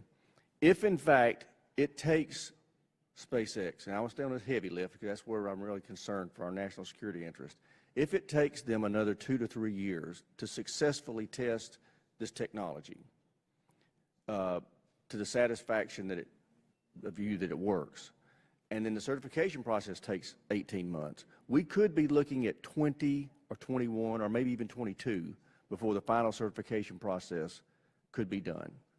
If everything doesn't go perfectly, is that an accurate statement? Sir, I'd only add to that once it is certified, then you have to be awarded a mission, and it's about 2 years after certification before you would actually launch a mission. Because you have to integrate that payload into it. So you've got to take the end of certification, then you have to win a competition to actually fly a mission, and then you have to take about 2 years to integrate and make sure that it's going to be a mission success. This is the last thing I'll pester y'all with until everybody else gets a chance to ask questions. Is there, in your opinion, and this is for each one of you, yes or no question, a realistic probability that we could have a window of 1 to 3 or more years where we would not have heavy launch capacity or access to space in the absence of paying $1 billion or more for a launch? under the landscape as you see it laying ahead of us. Ms. McFarland. Chairman, since I haven't had a chance here, I will definitely jump on that. Yes, that is our gravest concern. Is that an acceptable national security risk in your opinion? No, sir, it is not. Dr. LaPlante, same question. No, not if we're going to have assured access to space with two independent lines. By definition, by policy of the country, that violates that. Based on the testimony you've heard from the first panel and the witnesses here in this panel, the circumstance we're facing is not an acceptable national security risk in your opinion? My opinion, it adds significant risk to national security, and the policy, and this is important, the policy of having two independent vehicles, if you will, and independent, as Tory Bruno and Gwynne Shotwell talked about it, access to space. It does not meet that. General Hyten, same question. It is not acceptable risk, period. Okay. I would only add that the Falcon 9 Heavy probably has a better chance of getting there before the NGLS, or the next generation launch system, which probably isn't going to, as Mr. Bruno said, be launching until 22 or 23. I think you'll see a Falcon 9 Heavy launch before then, but probably not before 20. Ms. McFarland, do you believe that if we fixed this 1608 language problem, it would remedy the circumstance that you all just testified was unacceptable? Chairman, I would be thrilled if you came and worked with us on anything that you would like to propose relative to helping us in this matter. If the 1608 language was fixed so that we could use those additional 14 RD-180 engines, would it remedy the situation that you just all said was unacceptable? Yes, sir. That's all I want. Thank you very much. The Chair, and I recognize the ranking member. Thank you, Mr. Chairman, and I appreciate the terrific expertise of all the witnesses. I'm a little worried that in some of the chairman's questions we were like starting to borrow some trouble, and we have enough trouble already because we want to be honest about this. The greatest threat we face that threatens assured access to space is probably our own sequestration stupidity, because that's a Pentagon-wide problem, and it's up to Congress to fix that. And I'm grateful. It's my understanding that some 67 of our Republican colleagues have now signed a letter saying they will not for a budget that is below the President's request for defense spending, because we've got to at least be at the President's level, because as General Dempsey said, that's the lower ragged edge of what we absolutely have to have. So that's step one, and that's the committee's responsibility. Step two, the chairman just got at, let's correct the mistake that we probably made in the 1608 language so that all 14 of the RD-180s can be used, because that would help close this possible window of vulnerability. Okay. Then we get to more of the stuff we've been talking about in this hearing, which is we took the great words, assured access to space, and we've effectively added some other things, for good reasons. Assured affordable access to space. And competition's a way of achieving that, but it's not the only way. I'll get to that later. And then it's got to be assured affordable American access to space. Because, we're not against the Europeans, but they have a rocket too. The Ariane 5 that can work for some stuff. So, but if we delve deeper into these things, we really haven't brought up the RL-10 issue, which is the single point of vulnerability that we have today, in which that's really almost prehistoric technology compared even to the RD-180. So there are a lot of issues here. But it seems to me that when the taxpayer is listening to this, they're thinking, well, competition's good, but that also could be viewed as redundancy. We're paying for extra capacity that we know we're not going to use. And in certain areas of life, you want redundancy. You want belt and suspenders. That's good. You want a seat belt and airbags. But, when I see entrepreneurs, and it's interesting now that both SpaceX and ULA are relying heavily on these remarkable individuals who essentially compete against themselves. Their motto is probably, the difficult we do immediately, the impossible takes a little longer. Because already, in many ways, they've achieved what most mortals would have considered impossible. So this window of vulnerability that we may or may not be facing, and General Mitchell did an excellent job with his RD-180 mitigation report, there are ways of closing that gap. One of the ways that might be distasteful is to acknowledge that we've had 30 years to replace the RD-180, and we haven't done it yet, and buying a few more, which even in times of trouble with the Russians, they've been willing to sell us, is a way of closing that gap, and a darn affordable one. Because the business plan of ULA previously has basically been reselling Russian technology, And that's an American company? Like, whoa. Definitions get a little squishy here. So there are ways to solve this problem. So I hope, though, some message of this hearing is not that we can't do it in America, because we can do it in America. We will do it in America. We will get this done. And oftentimes we argue over technique, and it's good to have this competition and occasional elbow, but we're a can-do country, and we will get this lift done. And one thing that hasn't been mentioned is it's my understanding that many of our satellites are being downsized, so perhaps the heavy lift capability isn't as necessary as it once was. So we've got to get with the program here, and I think that the sum total of your testimony is maybe we need to get the bureaucracy a little faster, because an automatic 2-year process, as I told one of the witnesses earlier, that was half of World War II. And now we just use that much time to, and you know, if we had to in an emergency spend $1 billion, well, what did we spend in Afghanistan and Iraq? And what exactly did we accomplish? You know, so putting things in perspective, we are a can-do, successful nation. We will get this done, and we have advantages that no other place on earth has. So the message, overall message of this, let's not borrow too much trouble from the future. This will be done, and we will figure out a way to do it. And that, to me, is one of the most encouraging things that I could take from this hearing. Thank you, Mr. Chairman. Mr. Lamborn of Colorado for 5 minutes. Thank you, Mr. Chairman. Thank you all for being here. And General Hyten, greetings from Colorado Springs. I know people that work for you or associated with contractors helping you, and they certainly have a lot of respect for what you're doing. So thank you so much. For any one of you, I have a question. Now, I was concerned because in a March 27th House Science Committee hearing, Garrett Reisman of SpaceX testified, quote, "With each flight, the Falcon 9 launch vehicle also continues to undergo improvements to safety, reliability, and performance," unquote. Does that mean that it is a moving target? General Hyten. Yes, sir. So the interesting thing about launch is that pretty much every launch that we fly, doesn't matter whether it's a ULA launch, an Atlas, a Delta, whether it's a SpaceX launch, a Falcon 9, there's almost always first flight items on that launch. We continue to mature the technology. We continue to provide additional capability. We focus on that, and we have a very disciplined process for how we bring those things on. The certification process incorporates all of those things that are coming in. It's not going to be an issue for us working through that. We know how to do that kind of business. We know how to bring new capabilities on. We'll continue to do that with SpaceX, just like we've done with ULA, sir. Would any of you add to that, or does that pretty much sum up what your thoughts are? That is what we consider our state. Okay. All right, thank you. And secondly, General Hyten, at a February 25th hearing at the Senate Appropriations Subcommittee on Defense, the Secretary of the Air Force stated that, quote, "SpaceX has not really been part of our EELV program yet," right? They're trying to get certified to be part of that, but if you look back in time, they have had various mishaps, unquote. What was the Secretary of the Air Force getting at by that statement?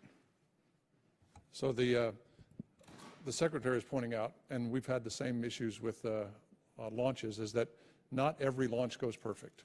And so SpaceX has had some internal anomalies in the launches that they've done. Those are proprietary information, so I'd be glad to share the details with you in a private setting, but I don't want to share them in a public setting.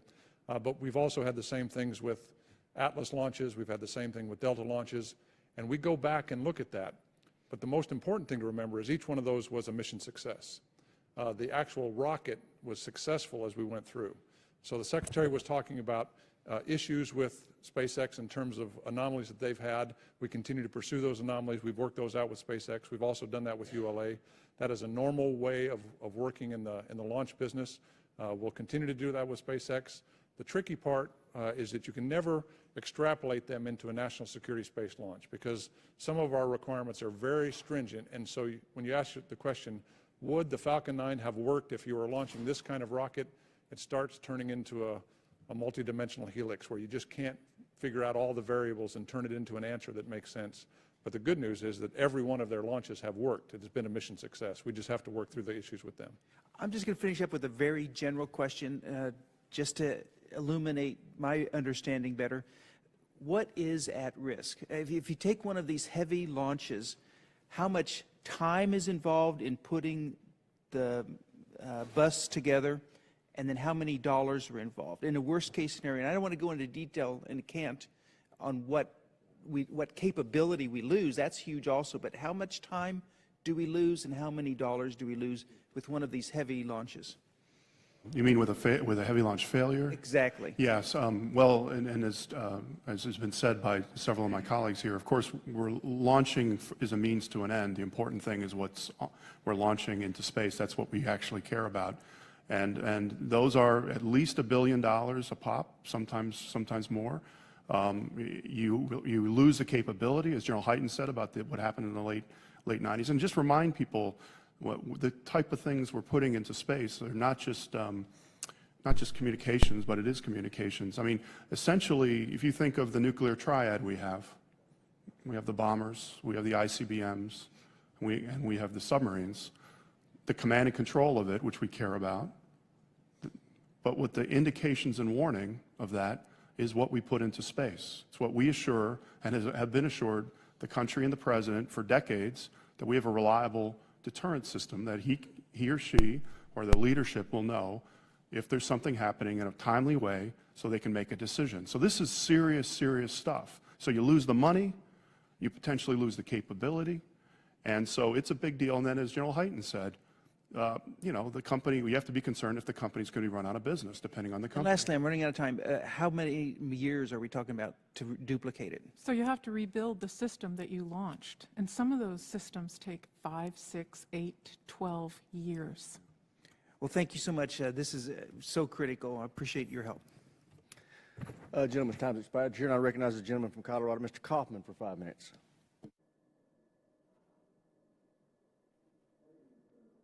Thank you, Mr. Chairman. Mr.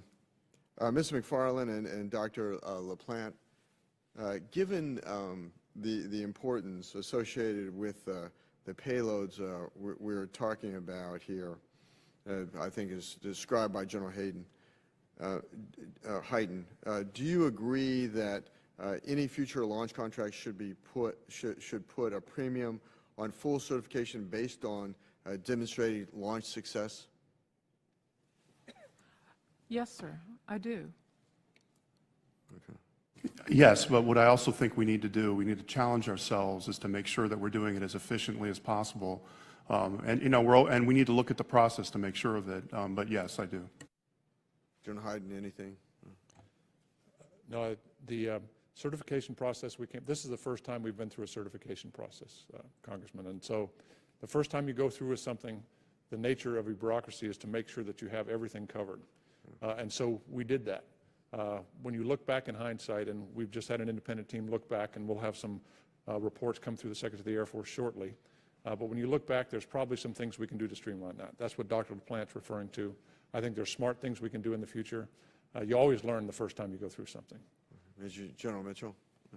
Yes, that's being looked at by General Larry Welch, who is a former Chief of Staff of the Air Force. He's actually did 2 things. One for General Greaves in the certification of the 911 specifically, and then he's looking at the general overall process. I'm a part of that team that's supporting him in that look of, can we improve the process without giving up mission assurance? And General Welch is very adamant about that, because he goes back to the 1999 failures when he did the broad area review, and he's been engaged ever since then. Ms. McFarland and Dr. LaPlante, I think that everyone can agree that competition in any industry is a healthy dynamic that drives down cost and increases value to the U.S. government. But do you also agree that the foundation of any head-to-head competition between launch providers needs to be based on fair and open competition, taking into account any government-provided resources, such as launch facilities, engineering services, or any other below-value government contribution? Congressman, absolutely. When we go through competition in the future, we have to be very cognizant of what contributions are held where, and that actually is part of the competition process when you equate cost to cost. Yeah, Congressman, yes, Adam Smith is correct. Competition is good, but we have to do our level best when we're doing it to make sure you look at it from every angle and make sure it's a level playing field. That's our strategy, and so we always are doing that.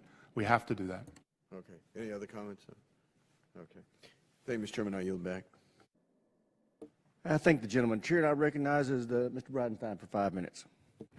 General Hyten, you gave an estimate on when you think the Falcon 9 Heavy might be certified, and you said 2017 was maybe a little, maybe optimistic, but you wouldn't bet against it necessarily?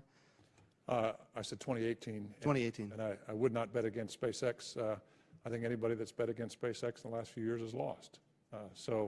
I think they're a very inventive company that has demonstrated mission success, but the heavy missions are very, very demanding. It's a whole new level of complexity that you're adding to the problem that they haven't faced yet in the missions that they've done.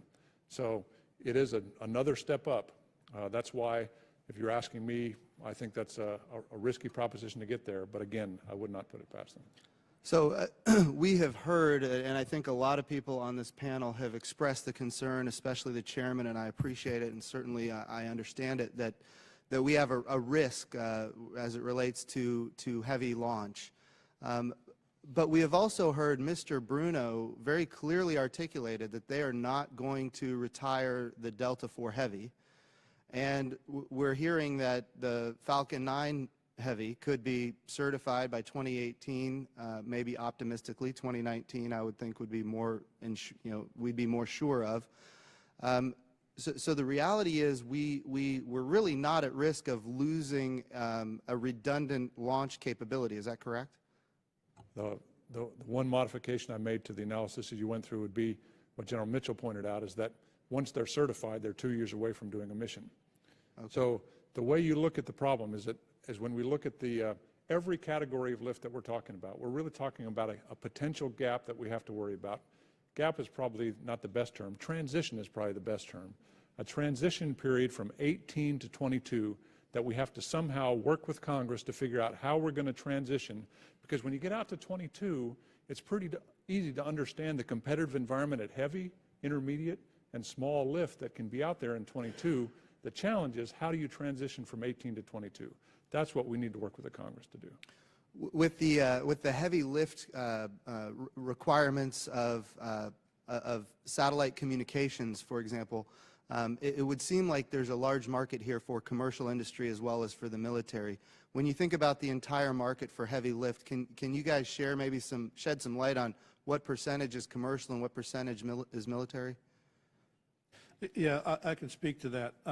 When you're talking the commercial satellites, you're not talking the heavy lift we're talking about. They don't need a Delta IV Heavy. They can do that with a smaller rocket.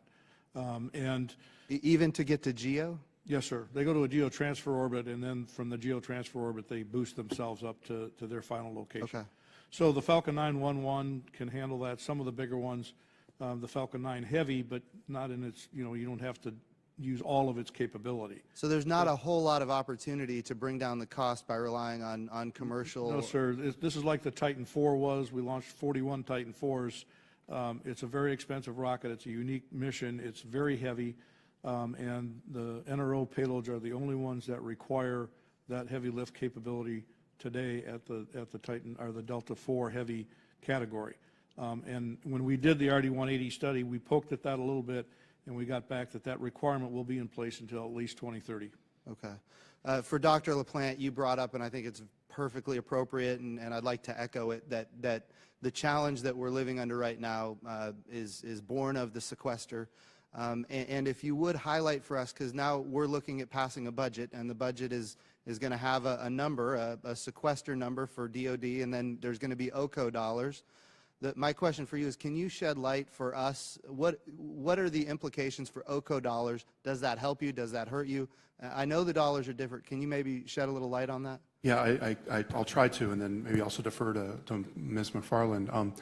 So in the case of this space launch issue, we have, I believe the number in the president's budget for 16 and beyond for the 5 years, somewhere a little short of $300 million. Part of that, we're going to know a lot more when we get these RFPs back, because we're going to find out what is real on public-private partnership. Of course, that $300 million is like everything else going to be under the scrutiny with the sequester, or if we end up having to increase it, if we find out that it's got to be $500 million. That's the real, now can that be helped by OCO? I don't know how that could be. I'm having trouble thinking of the color of money, but I'll also ask Katrina to answer. So, Congressman, the problem is that we currently budgeted in the President's budget for a competitive launch service that was based on the use of Atlas Vs. Now you add the complexity of trying to enter in with a new launch system, the next generation launch system. And then you try to find out what the public-private venture is that you could actually afford.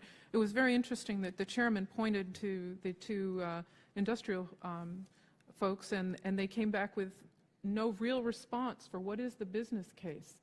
And we have to provide a business case, because indeed one of the things that you're poking at when you're trying to do a public-private venture is that you know you end up with something better than you started. Not transferring from one monopoly to another is part of that.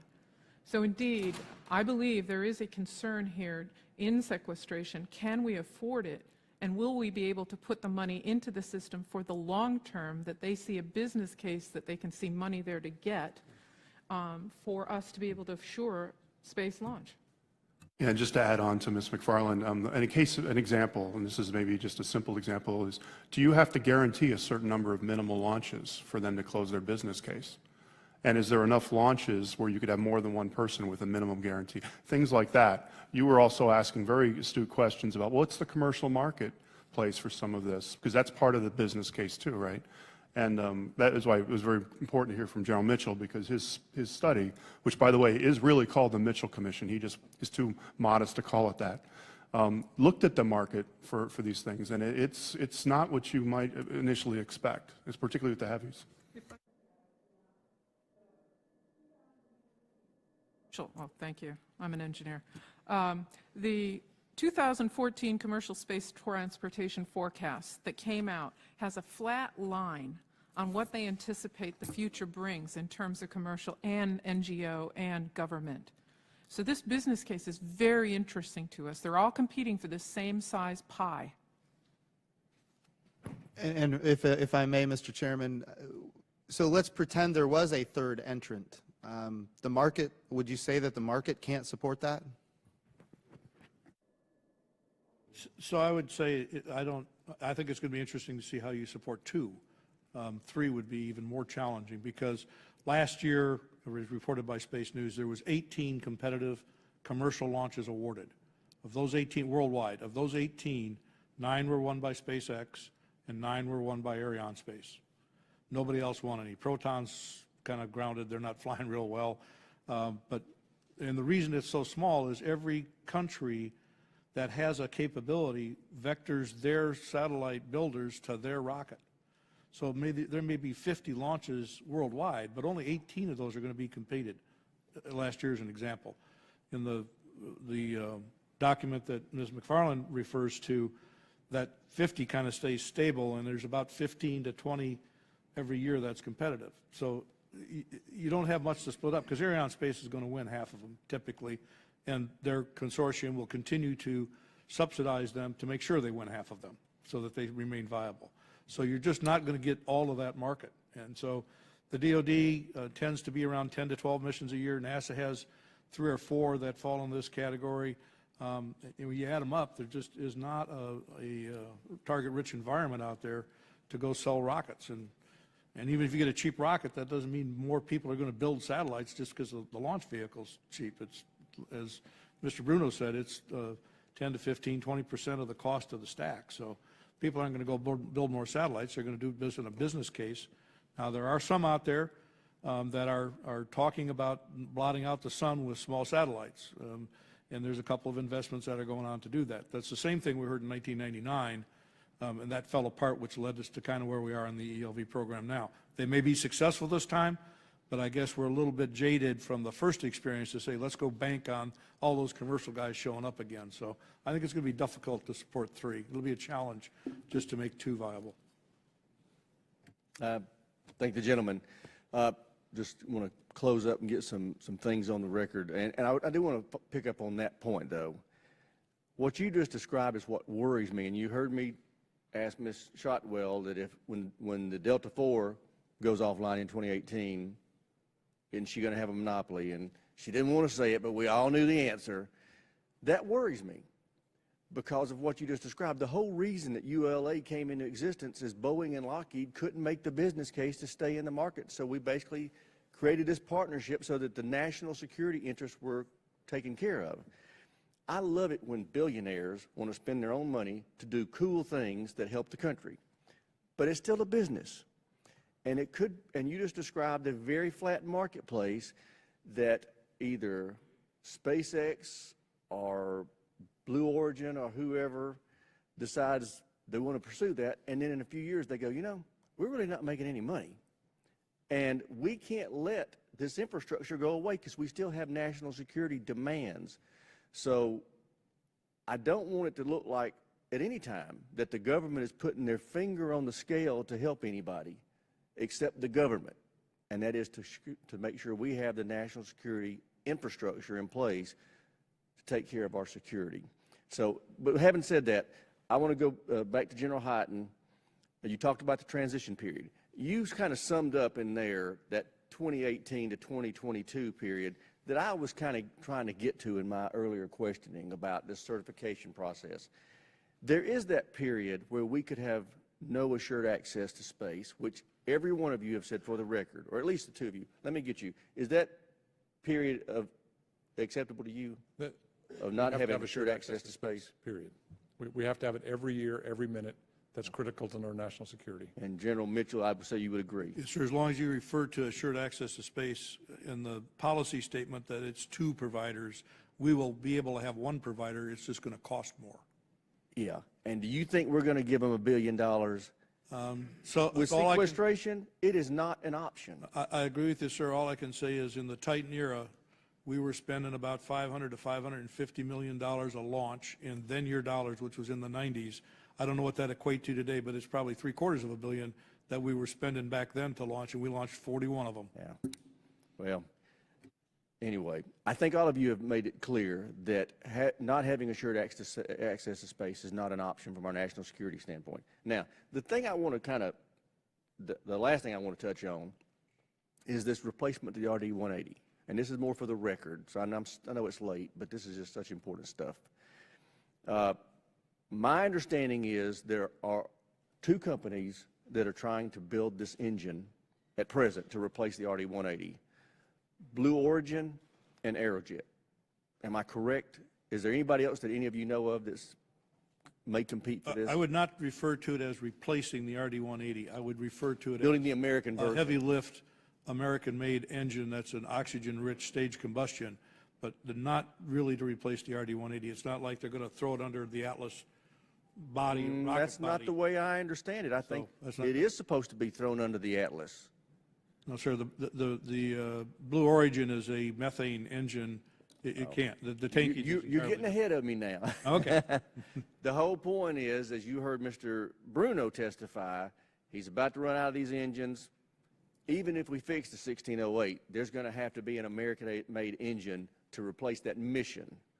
Now, you're getting technical and talking about how some of these folks would not be able to build an engine that would fit, basically. Yes, sir. You're going to have to change the Atlas tankage to whatever the engine is. You build the rocket around the engine. To just try and, jack up an Atlas and say, I'm going to take an RD-180 out and I'm going to put something underneath it, not going to happen. Well, you're getting ahead of me, but let me ask this question then.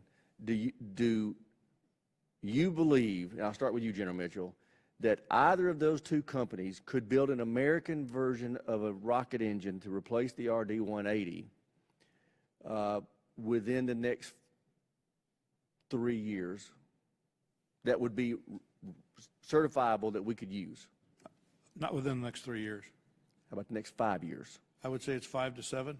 5 to 7. And I would say that an RD-180 class engine with that kind of thrust, they could certainly do.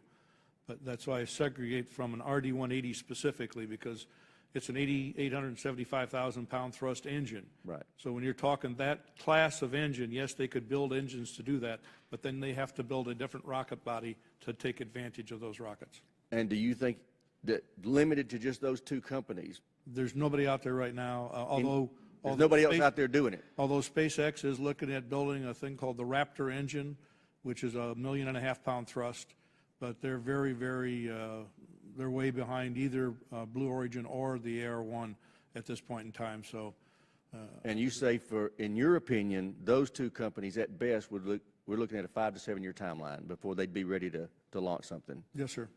General Hyten, your opinion? Yes, sir. And I would reference Mr. Bruno's testimony earlier where he said even with the AR-1, he's going to have to extend the tank of the first stage of the Atlas V. And with the BE-4 Blue Origin engine, he would have to basically come up with a completely new tank, much larger in diameter because of the physics. So either way you go with those engines, there's going to be a new rocket that's built around it. But I agree with the time frame. Yeah, I agree. And the 5 to 7 year number, it's no coincidence that General Mitchell said it, because that was really the view of his commission. And almost everybody I respect in this community, the scientists and engineers, use that same time frame. And that's not, by the way, bureaucracy, although we certainly know how to do that. And it's not money. It's the engineering that it takes and the development is driving 5 to 7 years. I really can't add anything further, Congressman. It's definitely a challenge to. But my question is, do you concur it's 5 to 7 year timeline? I concur. Okay. Now let me, and I promise it's my last question. What I would like to see happen, and this is me, and I'm not an engineer, I'm not a rocket scientist or any of that stuff, but I would like to see us put out an RFP for an American-made engine that is our version of the RD-180, to try to stay in the same technology, because while I've heard Mr. Bruno's optimism about this methane that Blue Origin's talking about, it's been talked about for decades, and nobody's been able to pull it off. Now, Jeff Bezos may be able to do it. He's a really smart guy. SpaceX may come up with an option that's different. But we know the technology, the kerosene-based technology from RD-180 works. Why? So I want to see us come up with our version of the RD-180, the American-made version, and stay within that same technology realm. My question is this: do you think that it is practical for us to put out an RFP to do what I just described and expect market competition to do that? And I would ask Ms. McFarland to reply. Well, I'll start, Chairman. The practical that you had in your question is most important.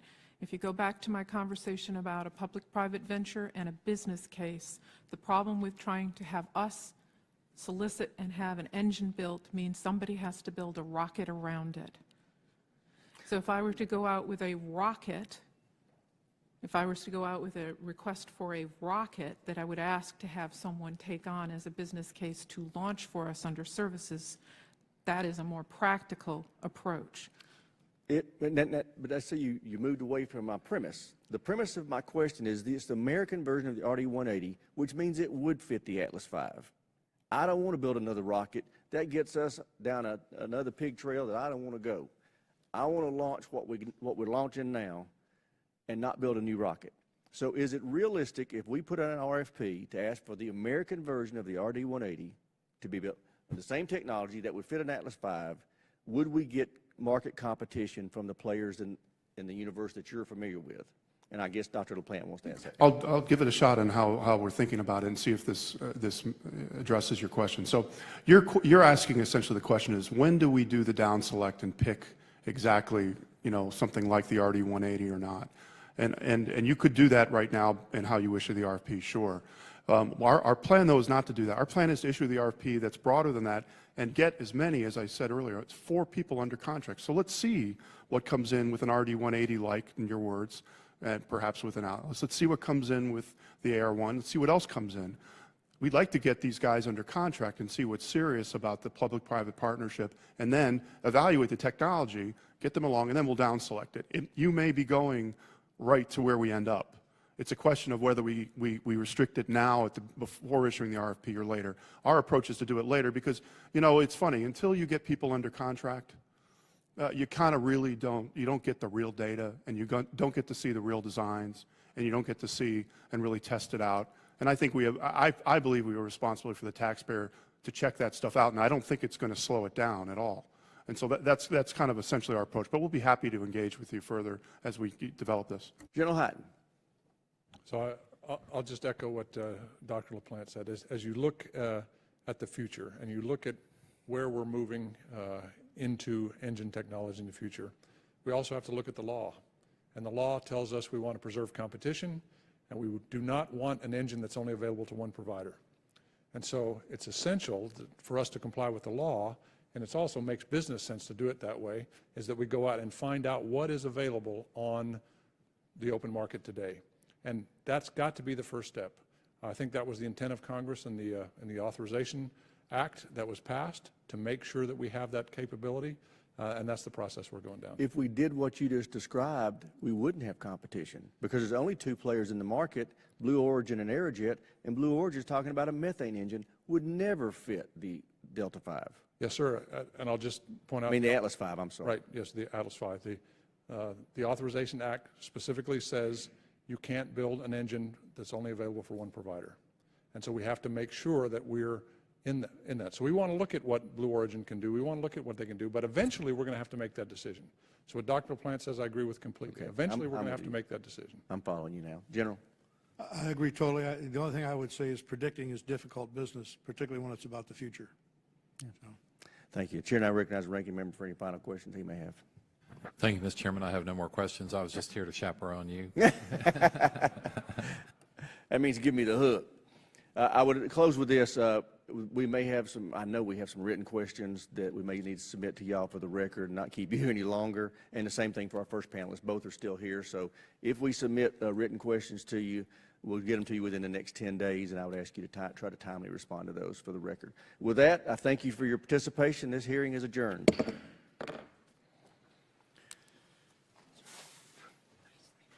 Good. Thank you. Yes, thank you.